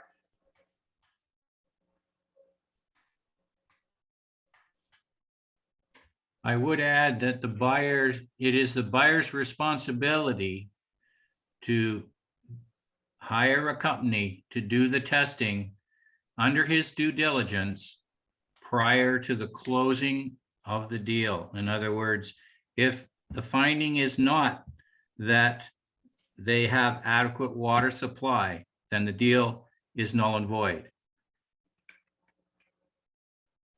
Okay, well, you just undid what Sherry said No. about us doing I'm it. You're okay? comfortable with You're that wording, comfortable with that? yeah. Okay, here we go. Gail, can we just change that one funding to the proceeds or the profits? Yeah, the proceeds. That would have Profits had the from- proceeds of, some of the proceeds of the sale. Some or all. 'cause I've Some heard or all. Well, you know what, if we're going in with 1 foot, we may as well go with 2, and I would say all the proceeds from the sale go to That's needed. support. That's required. That's required. That's required. And then the rest of it can go into reserve. And further, that the staff be directed to place the property for sale on the open market with Tony Pula being the real estate agent. Did you have something to say? No. So Pat can read it back. Okay, so council's going to deem the property surplus and sell it as one lot, and the proceeds from the sale of the property that is required will be used for upgrading the Watton Sanctuary. And the buyer is responsible for testing prior to closing of the deal. Everybody's in agreement with that? Yeah. Can I ask for a recorded vote, please? You can. So it was moved by Councillor Phillips, second by Deputy Mayor Gibson, and with the friendly amendments. Okay, Pat will do the recorded vote.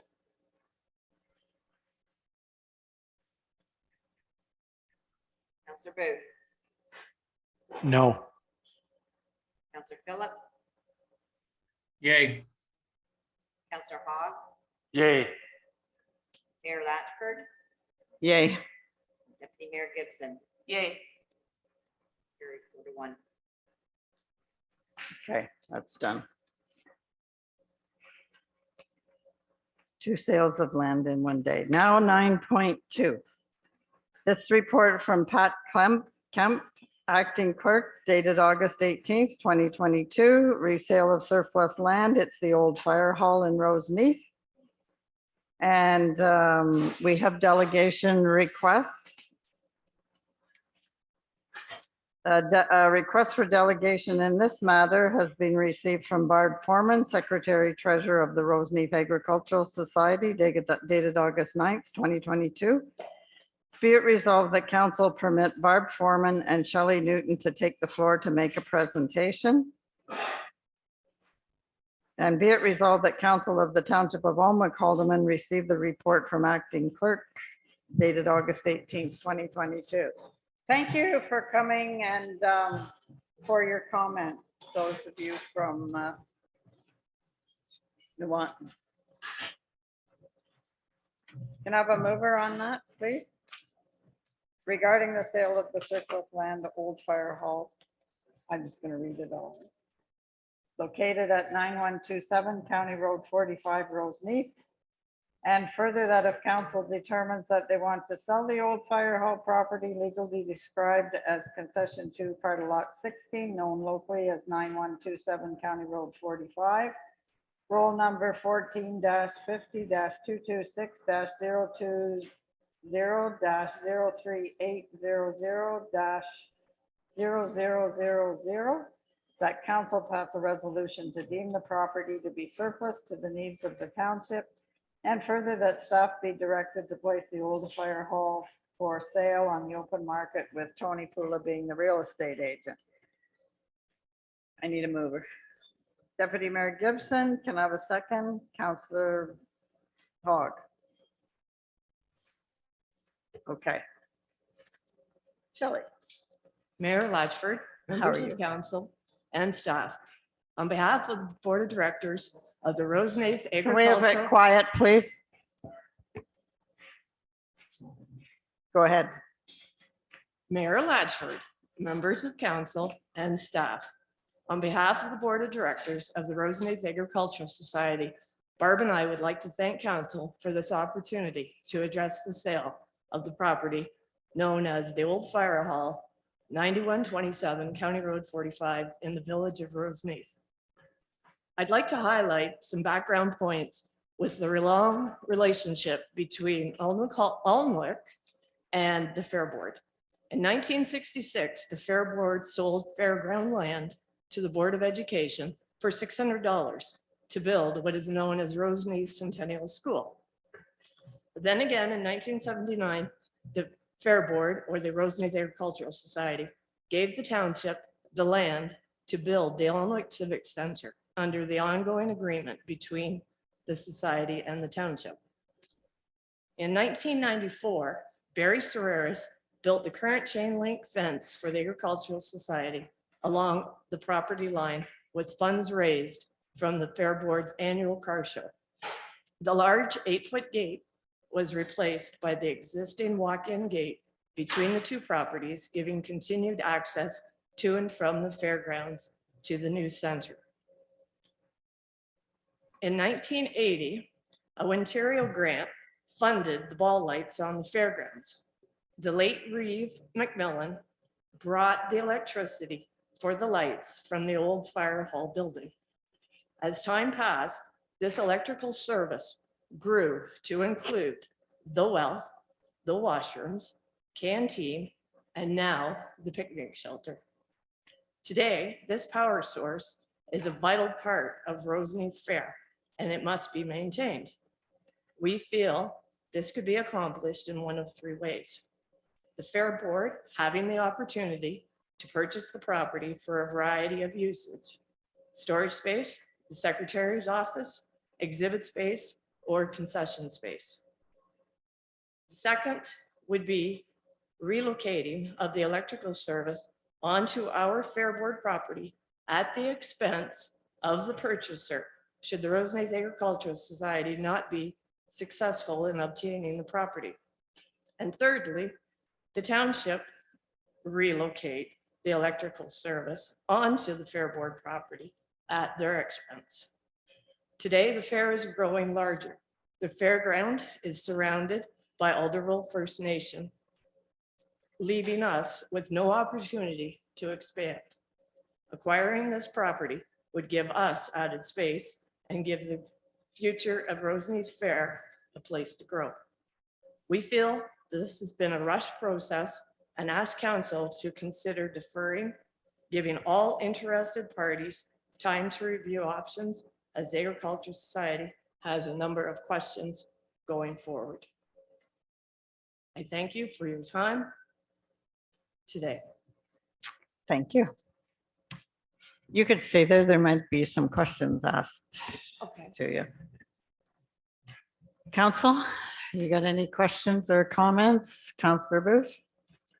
A question through you, Mayor. So what I'm reading here is the meter on the town property is supplying electricity to the picnic shelter, the light towers, the well, the washrooms, and canteen for 42 years. Who's paying that bill? That electrical meter that's on town property, has the town been paying that bill, or has the Roseneath Fair been paying that bill?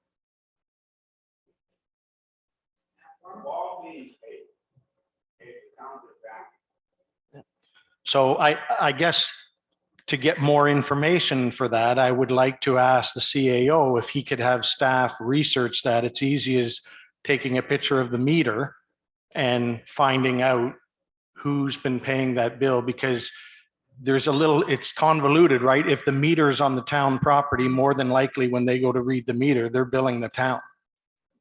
And now I could be wrong, I don't know, because there's been so many additions and everything, but I would be very interested in as a counselor that for 42 years, hopefully the Roseneath Fair has been paying the bill and not town. Is that possible? Troy, could you find that information out? Could Nicole? Yeah, unless Nicole knows the answer right now, but if not, yeah, we can look into it. You wouldn't happen to know that right now, would you, Nicole? Not at this point. I can definitely research that for you. Okay, thank you. That's my only question, comment. Further questions? Deputy Mayor Gibson? Yeah, through, thanks, Shelley.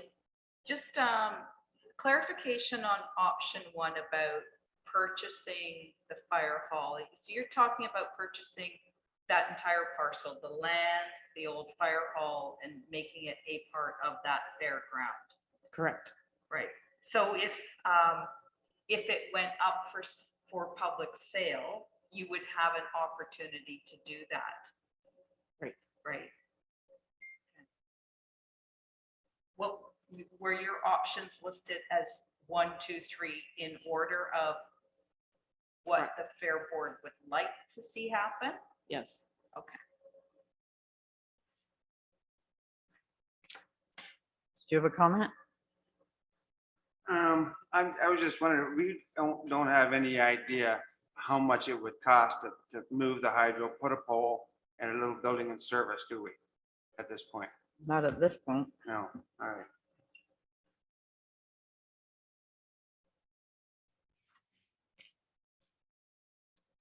Okay. Anything else? Sherry, Deputy Mayor Well, Gibson. And this isn't a question, this is more of just a comment. And, you know, over the years, we've clawed back from what we have been able to provide to the Agricultural Society and the Fair Board. And I would hate to see, you know, one more thing that you're anticipating is getting paid for, that the township has, whether it's right or wrong, the township has absorbed that cost through the years and has enabled, you know, that the fair to run and all of the activities of the Agricultural Society. So I like the idea Councillor Hogg brought up about, you know, let's look at what would it cost so that you could maintain that within your own property without putting out the funds to purchase that land so that you had the hydro to, you know, the supply to run. We need hydro. We have ball leagues. We have a 3-day fair. And if we don't have hydro, it won't be much of a show. Yeah, we know you need the hydro. Yeah. And so to come to some kind of a solution, and we don't know if that building is even going to be torn down if another purchaser takes it. And and we know it's needed for a development project. And did you approach anyone to see what you could do? No? No. No. So maybe that's what our job as council would be then, to, you know, we've had a presentation on it, it's all public, and the two gentlemen are here today. So we have no idea what they would like, and we've had it appraised. Nobody knows the cost or the appraisal value. So there's, I think, a few other steps that we need to do and come to some kind of a solution. And we do Regardless have, of what it is. What's that?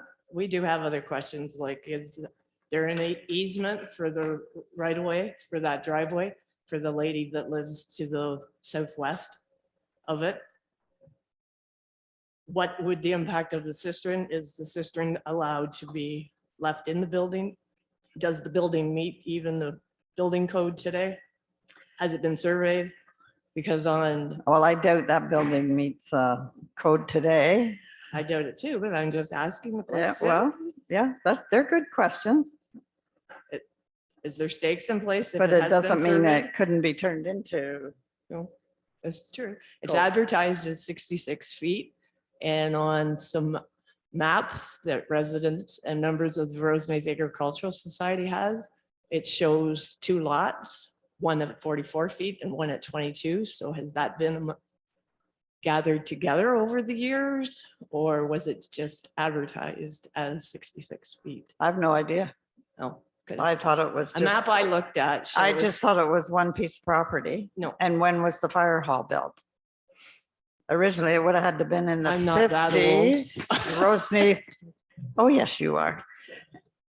Listen, I was might have been in kindergarten. No, at this maybe not. school. The Roseneath Fire Department started in the mid-50s.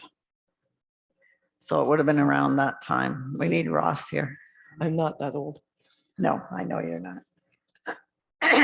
So yeah, so the map that I was given to look at shows 22 feet of frontage and then 44 feet of frontage. One side shows 198 in depth with 11 feet on an angle, which would add up to, when you do the math, the 184-foot depth that was advertised by the township as to the size. So Do you have a date on your map and do you have a copy to submit?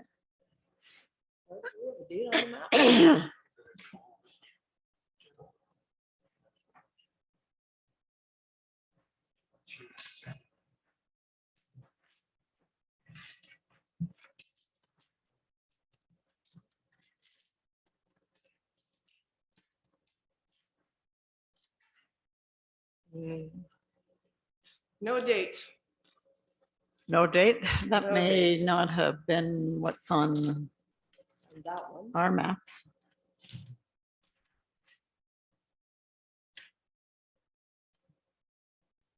So usually a date on them, sometime? It has been surveyed, yeah. Don't see a date on this one either. Just plan number.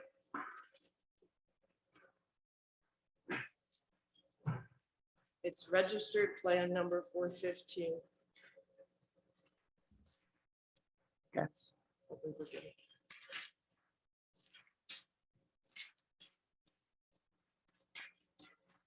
415, Yes, Alnwick. Alnwick, yes, of course. Okay. Which could be, which could have merged. Exactly. We don't have any idea of that.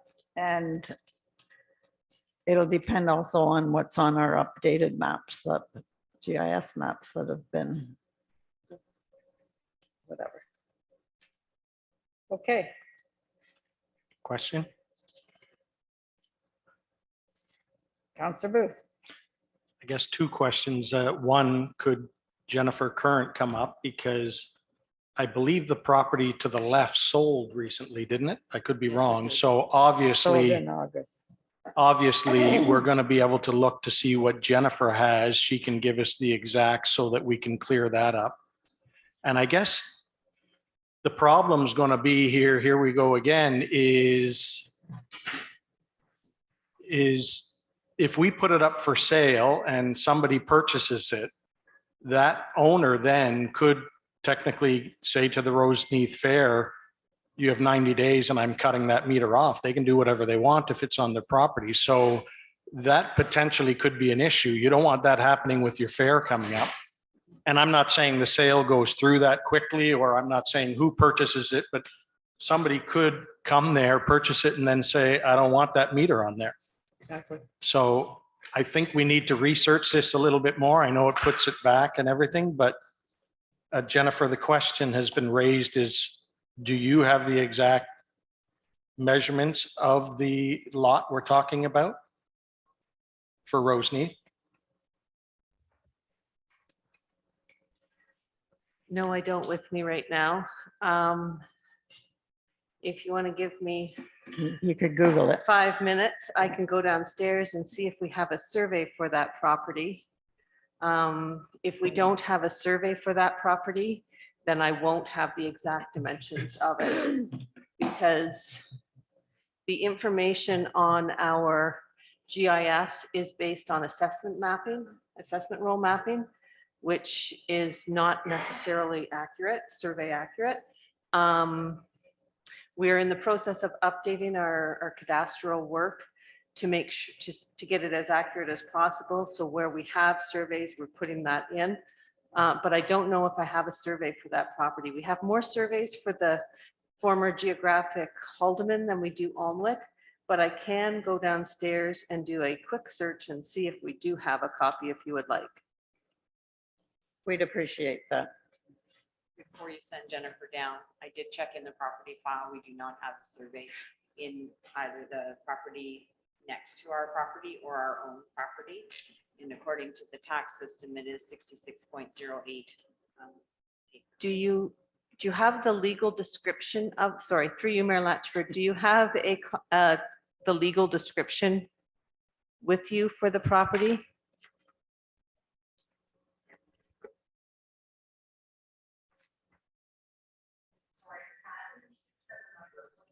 It is on.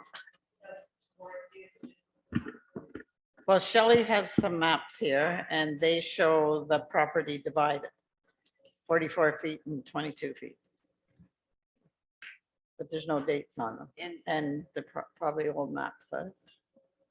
And when it was only Alnwick, not Alnwick Haldeman. There also was a question about an easement. There is an easement, but the township does own the property.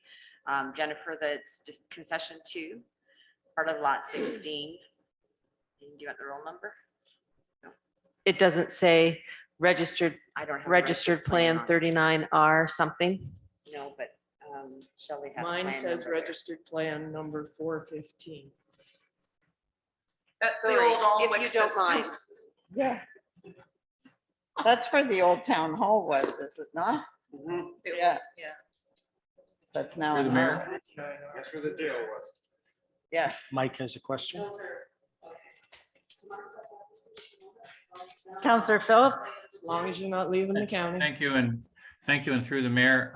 I think that there's a lot of research that needs to be done before we can move this pendulum one way or the other.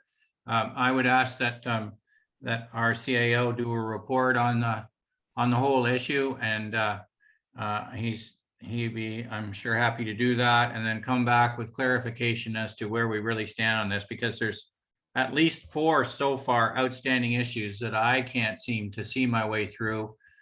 So I would ask that we simply shelve this, ask for a report, and then we'll revisit it when we have all of the tools that we need to make the decision. Thank you. You're welcome. But I think Jennifer's only going to take 5 minutes to go look at something and we can move on with the agenda and come back to this. Through you, Mayor Latchford, this is assessment roll mapping. This is the assessment roll mapping, and on it you'll see in various places 39R 1431, and it points to a lot. That means that that's the registered plan or the survey for that parcel. There is something that says 39R 1629, and it points to the 22-foot section, which is probably, I believe, it will be the easement over the western portion of the property. That'll be a survey that shows that western portion. There isn't a 39R number for the remainder of the 44 feet, which means that there's probably not a survey here, or I won't be able to find a survey here. So because there's no the legal description doesn't contain a registered reference plan number, I won't be able to go downstairs and quickly find a survey for it. So this is assessment roll mapping. So we have to get a survey done. Yes, no? Probably. Well, I would think so. If we're going to sell it, we should know what we're selling. So I agree with Councillor Philip. There's so many unanswered questions now, and we don't want to proceed and make a decision on something there was a lot of questions asked. If the CAO can find out all that and bring it back to council, and then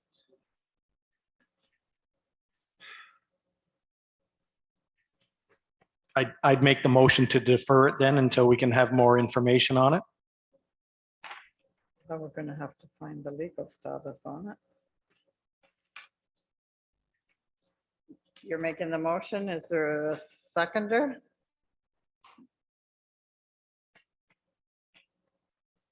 Is the motion to defer until a survey is complete or? Well, if it needs the survey, I'm not sure whether Jennifer can, I mean, if it has to have a survey, I can't see us if we don't have something, how we can sell it if we don't know exactly.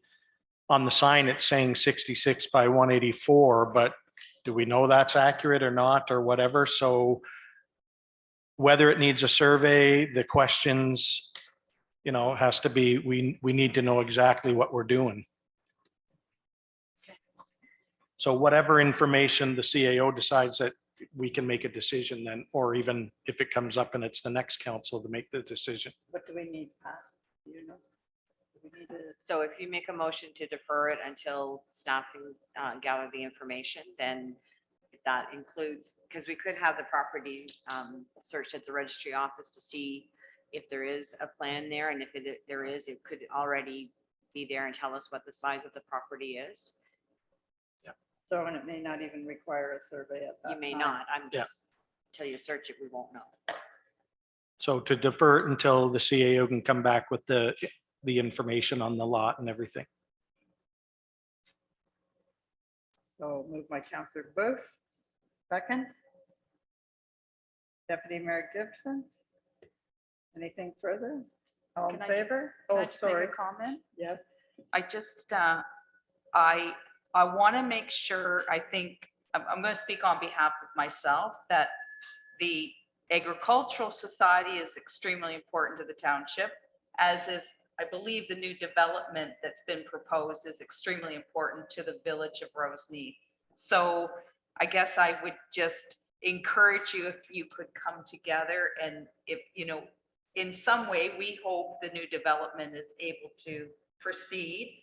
We want the Fair Board, the Agricultural Society, and everything that it does to be successful. So if you could work, you know, try to work out a solution while we're working out our solution. And, you know, you're not. gonna On have your behalf of the hydro Fair and your- Board, you're not gonna we have are your hydro open cut off. to, Pardon? I Sorry. said on behalf of the Agricultural Society, we are open to talk. Good. That works. We got to vote. Calling for the vote. All in favor? Carried.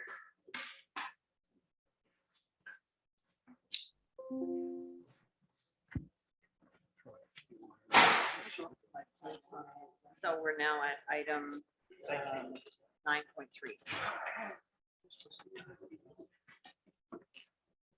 Okay. Should this have been done to put a sale? 9.3, this is regarding the gate at the Roseneath Fairgrounds. Be it resolved that Council of the Township of Alma Calderman received the report from the acting clerk dated August 18th, 2022 regarding the gate on township property at the Roseneath Fairgrounds.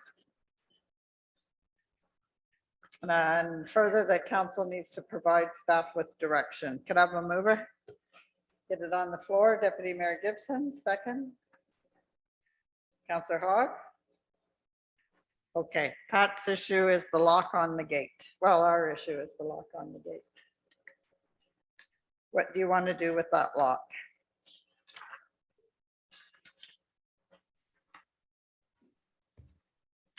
If it's an easement and a public walkway, can it be locked? Who locked it? The next door neighbor.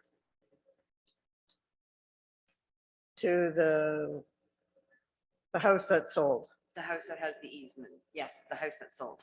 Okay. Is that person here? I don't. Her name's Danielle. The person who put the lock on the gate here? No. Okay.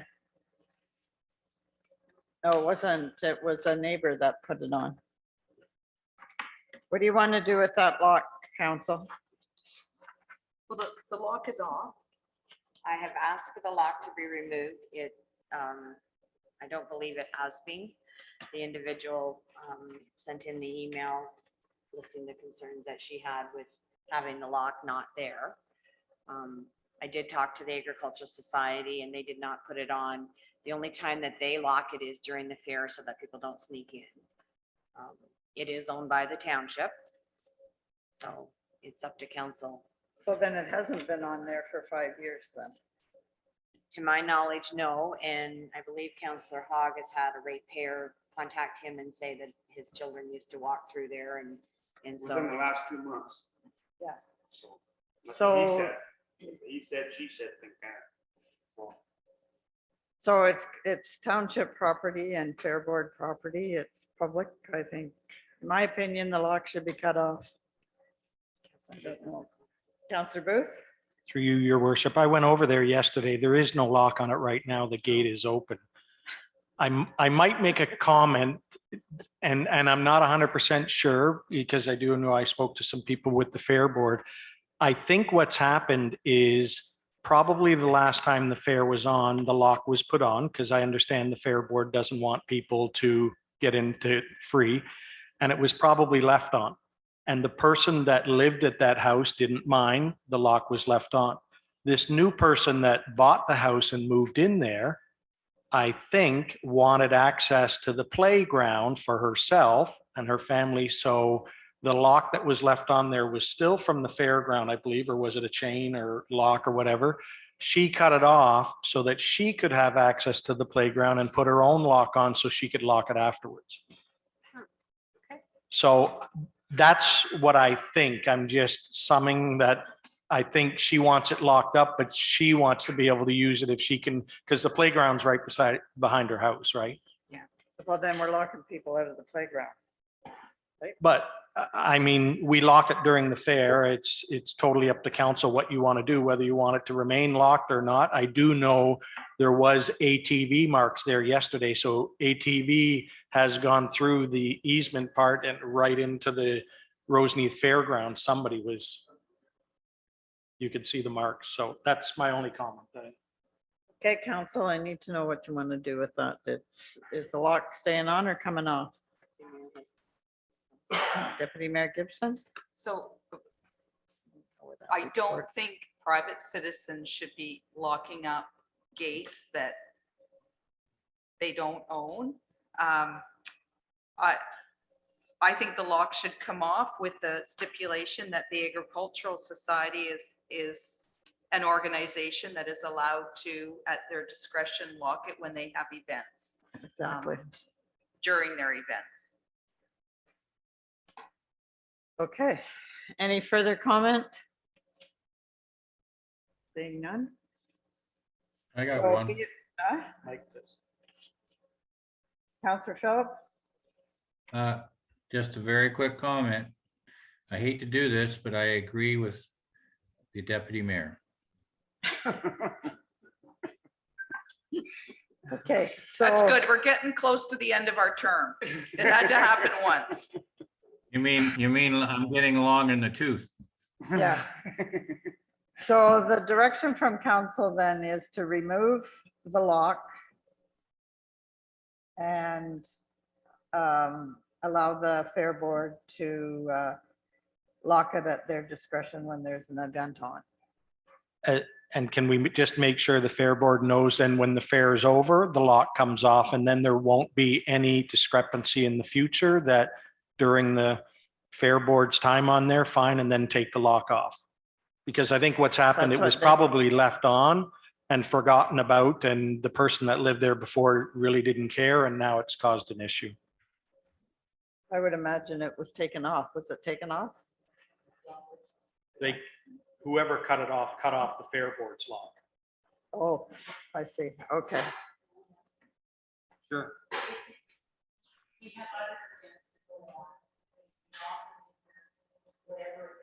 Yeah, Yes, I think it's at events. We said the fair events. event, at any of your events that need, yeah.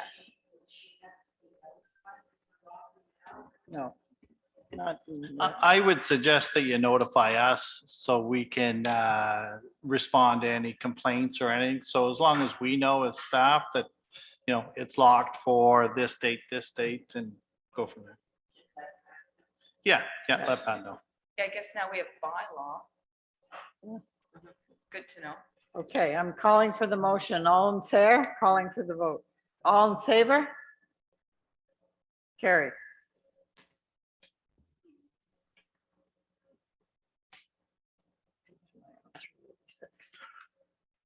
Um, 9.4. Report from Troy Gilmore, CAO, dated August 18th, 2022, Administrative Assistant for Public Works, Parks and Recreation. Be it resolved that the Council of the Township of Alma Calderman received the report from the Chief Administrative Officer dated August 18th, 2022, regarding a posting for an administrative assistant to the Manager of Public Works and Parks and Recreation. And further, that council approved the creating a new full-time position of administrative assistant to the Manager of Public Works, Parks, Recreation. And further, that this job be posted internally and externally. Can I have a mover, please? Deputy Mayor Gibson, second. Councillor Hogg. Okay, we don't need to also put on their asset management? Or is that asset management? It's included in the job description. That's right. Yeah, okay, I was just thinking for the public, because we have to have an asset management person. Okay. Any comments? Questions from council?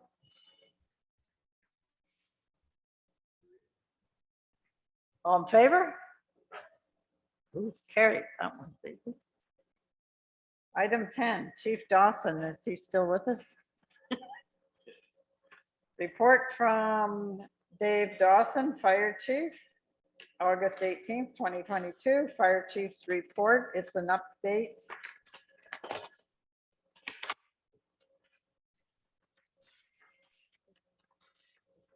Bear with me.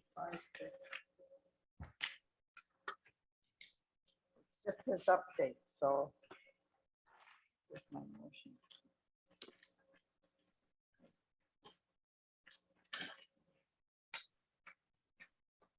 Just to accept the update.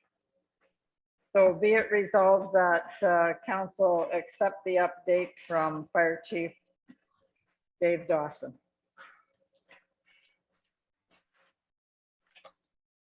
That's all his numbers in the last little while and his comparisons. Could I have a mover, please? Councillor Philip and second by Councillor Hogg. All in favor? Carried.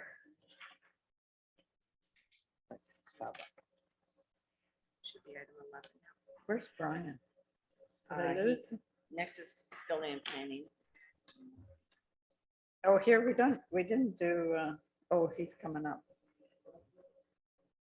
Building report, item 11, be it resolved, the Council of the Township of Alma Calderman receive and file the report from Daryl Hall, CBO, MBEO, Planning Assistant regarding the bylaw summary for 2022. Now have a mover. Deputy Mayor Gibson, second. I need a seconder, Councillor Hogg. This is a report given to us by Daryl. And then So he's had to step out. All in favor of his report? Carried. Public Works Department, this is item 12.1. Can I just make a comment? Sure. Please, just on the report from, actually in regard to enforcement, and I think, you know, it proves that it was a good decision to hire in bylaw and give Daryl some assistance with that. So especially with the short-term rental issues that we've had. Okay. Next, Brian. This is report, is Brian still around? There he is. Report from Brian McMillan, Manager of Public Works, Parks and Recreation. Be it resolved that Council of the Township of Alma Calderman received the report from the Manager of Public Works, Parks and Recreation dated August 18th, 2022 regarding the request to prohibit motorized vehicles on Hogan Road and Russ Creek Road. And further, that council concur with the staff's recommendation to deny the request based on his report. Can I have a mover? Counselor Phillip, second. Counselor Booth. Any questions or concerns or comments? All in favor? Carried. Report from from Brian McMillan, Manager of Public Works, Parks and Recreation, the Recreation Department update. Be it resolved that Council of the Township of Alnwick Haldeman receive and file the Manager of Public Works, Parks and Recreation's departmental update report on Public Works and Park Recreation and Cultural Department. Mover? Deputy Mayor Gibson, second. Counselor Hogg. Any questions or comments?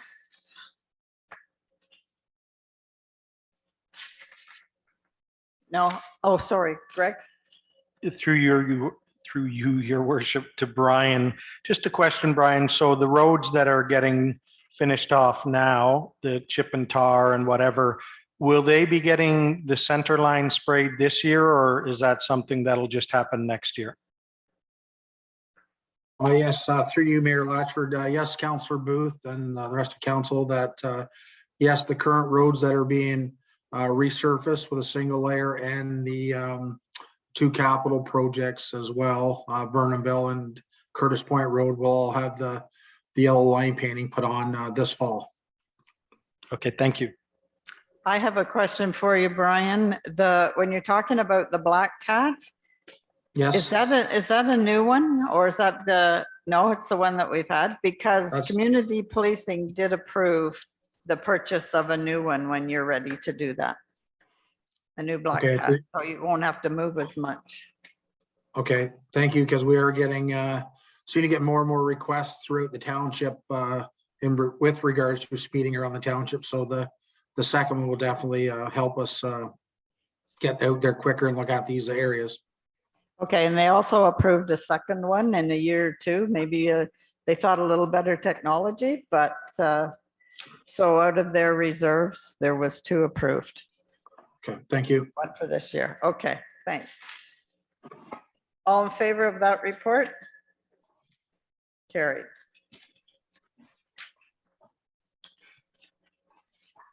.1, report from Jennifer Steen, Parks, Recreation and Cultural Coordinator. Be it resolved that Council of the Township of Alnwick Haldeman receive and file the Parks, Recreation and Cultural update. Can I have a mover, please? Deputy Mayor Gibson, second. Councillor Hogg. Any questions, comments? All in favor? Carried. Committee reports. These are just, this is just a receive and file motion for this list. Be it resolved that the Lower Trent Conservation Regular Board meeting minutes of June 9th, 2022, the Lower Trent Conservation Hearing Board minutes of June 9th, 2022, the Ganaraska Region Conservation Authority Board of Directors meeting minutes of June 16th, 2022, the Lower Trent Conservation Draft Regular Board meeting minutes of July 4th, 2022, and the Lower Trent Conservation Draft Hearing Board meeting minutes of July 14th, 2022 be received and filed. Mover, Councillor Phillip, second. Councillor Hogg. All in favor? Carried. 15 is communications. It's another list. Be it resolved that the following correspondence be received and filed. AMO Communications dated July 21, 2022, re-AMO watch file. AMO Communications dated July 28, 2022, re-AMO watch file.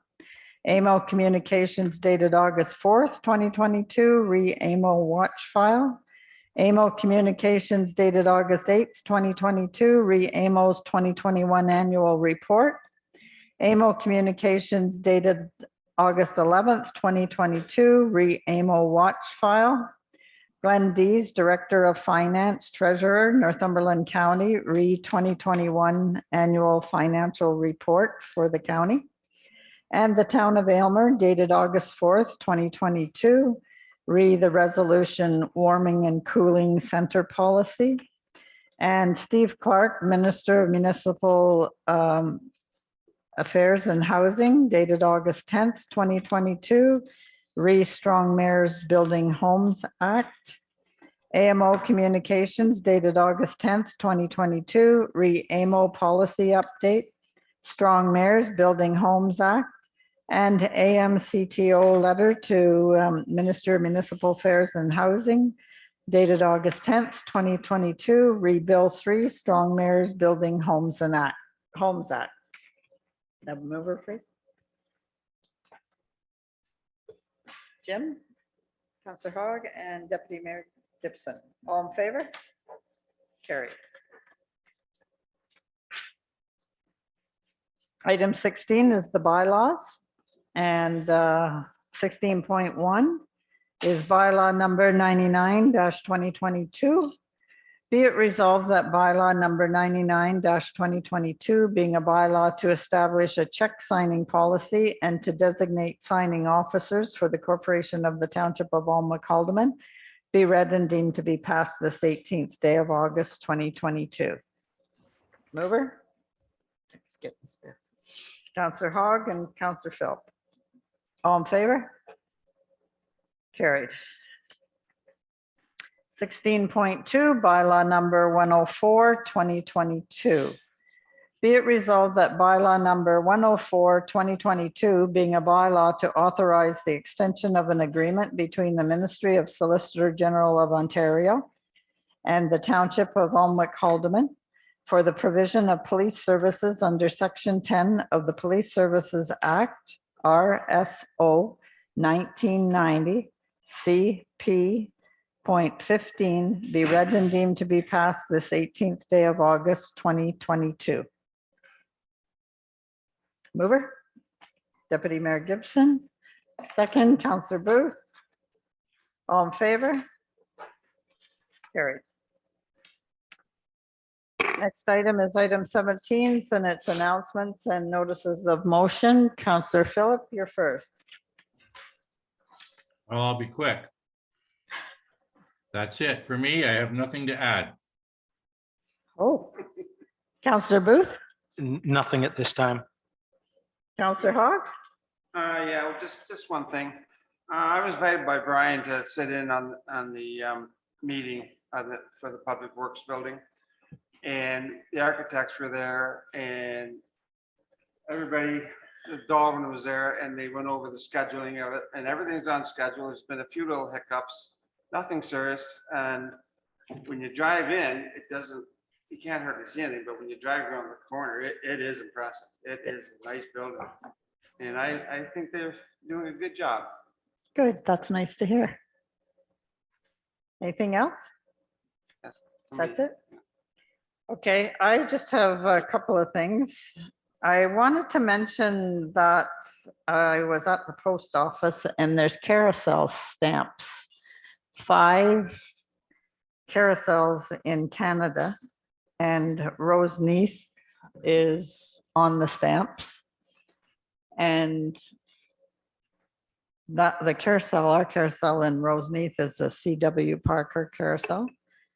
And it says Roseneath, and there's another 2 stamps that say C.W. Parker. So good collector's item if you're a stamp collector. I had to buy some.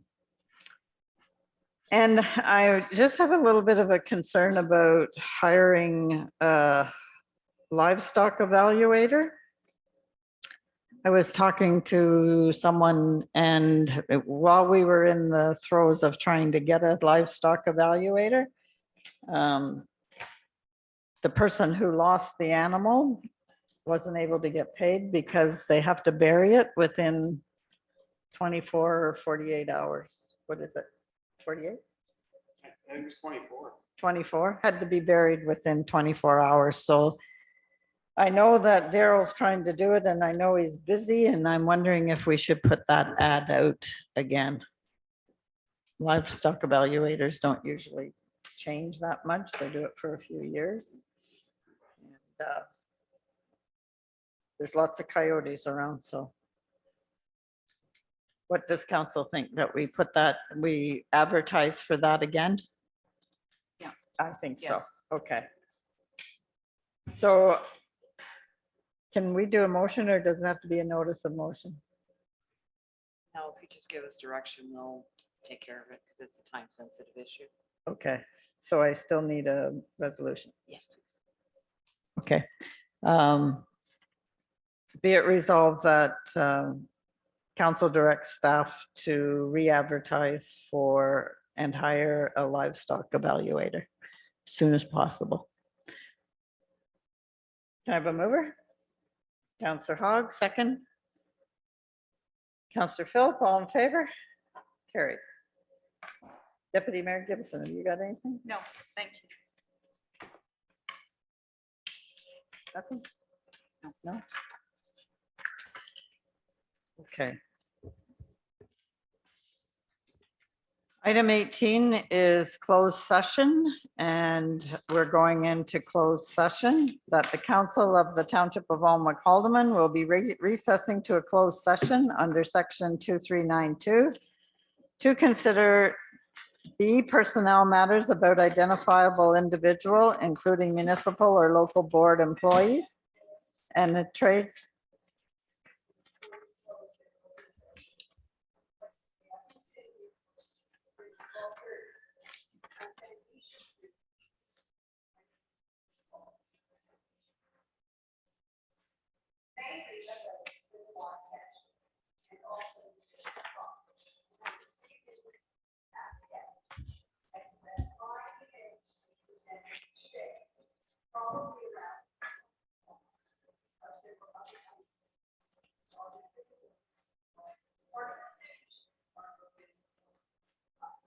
I've lost sound here. Normal. For some reason. There we go.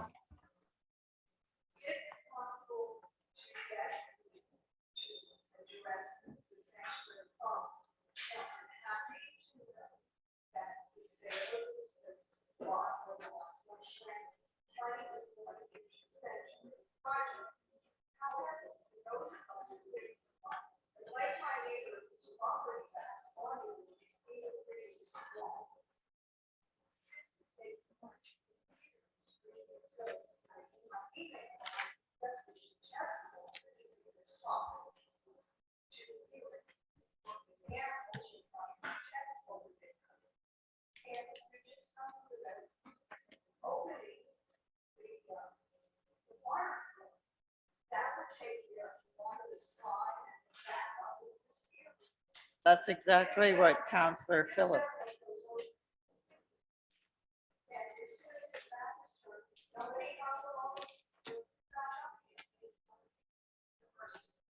Oh.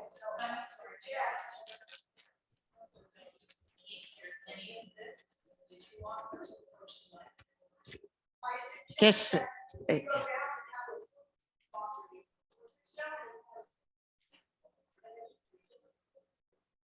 What are we doing?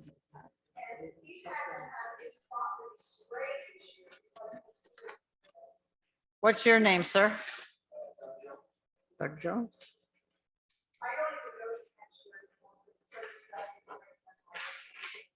I know, I've been down there as well.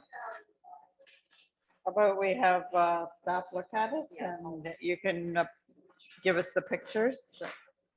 And it's probably exactly about what Counselor Philippus was saying.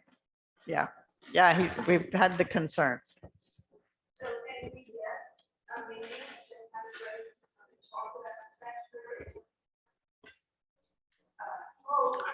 Do you want to do?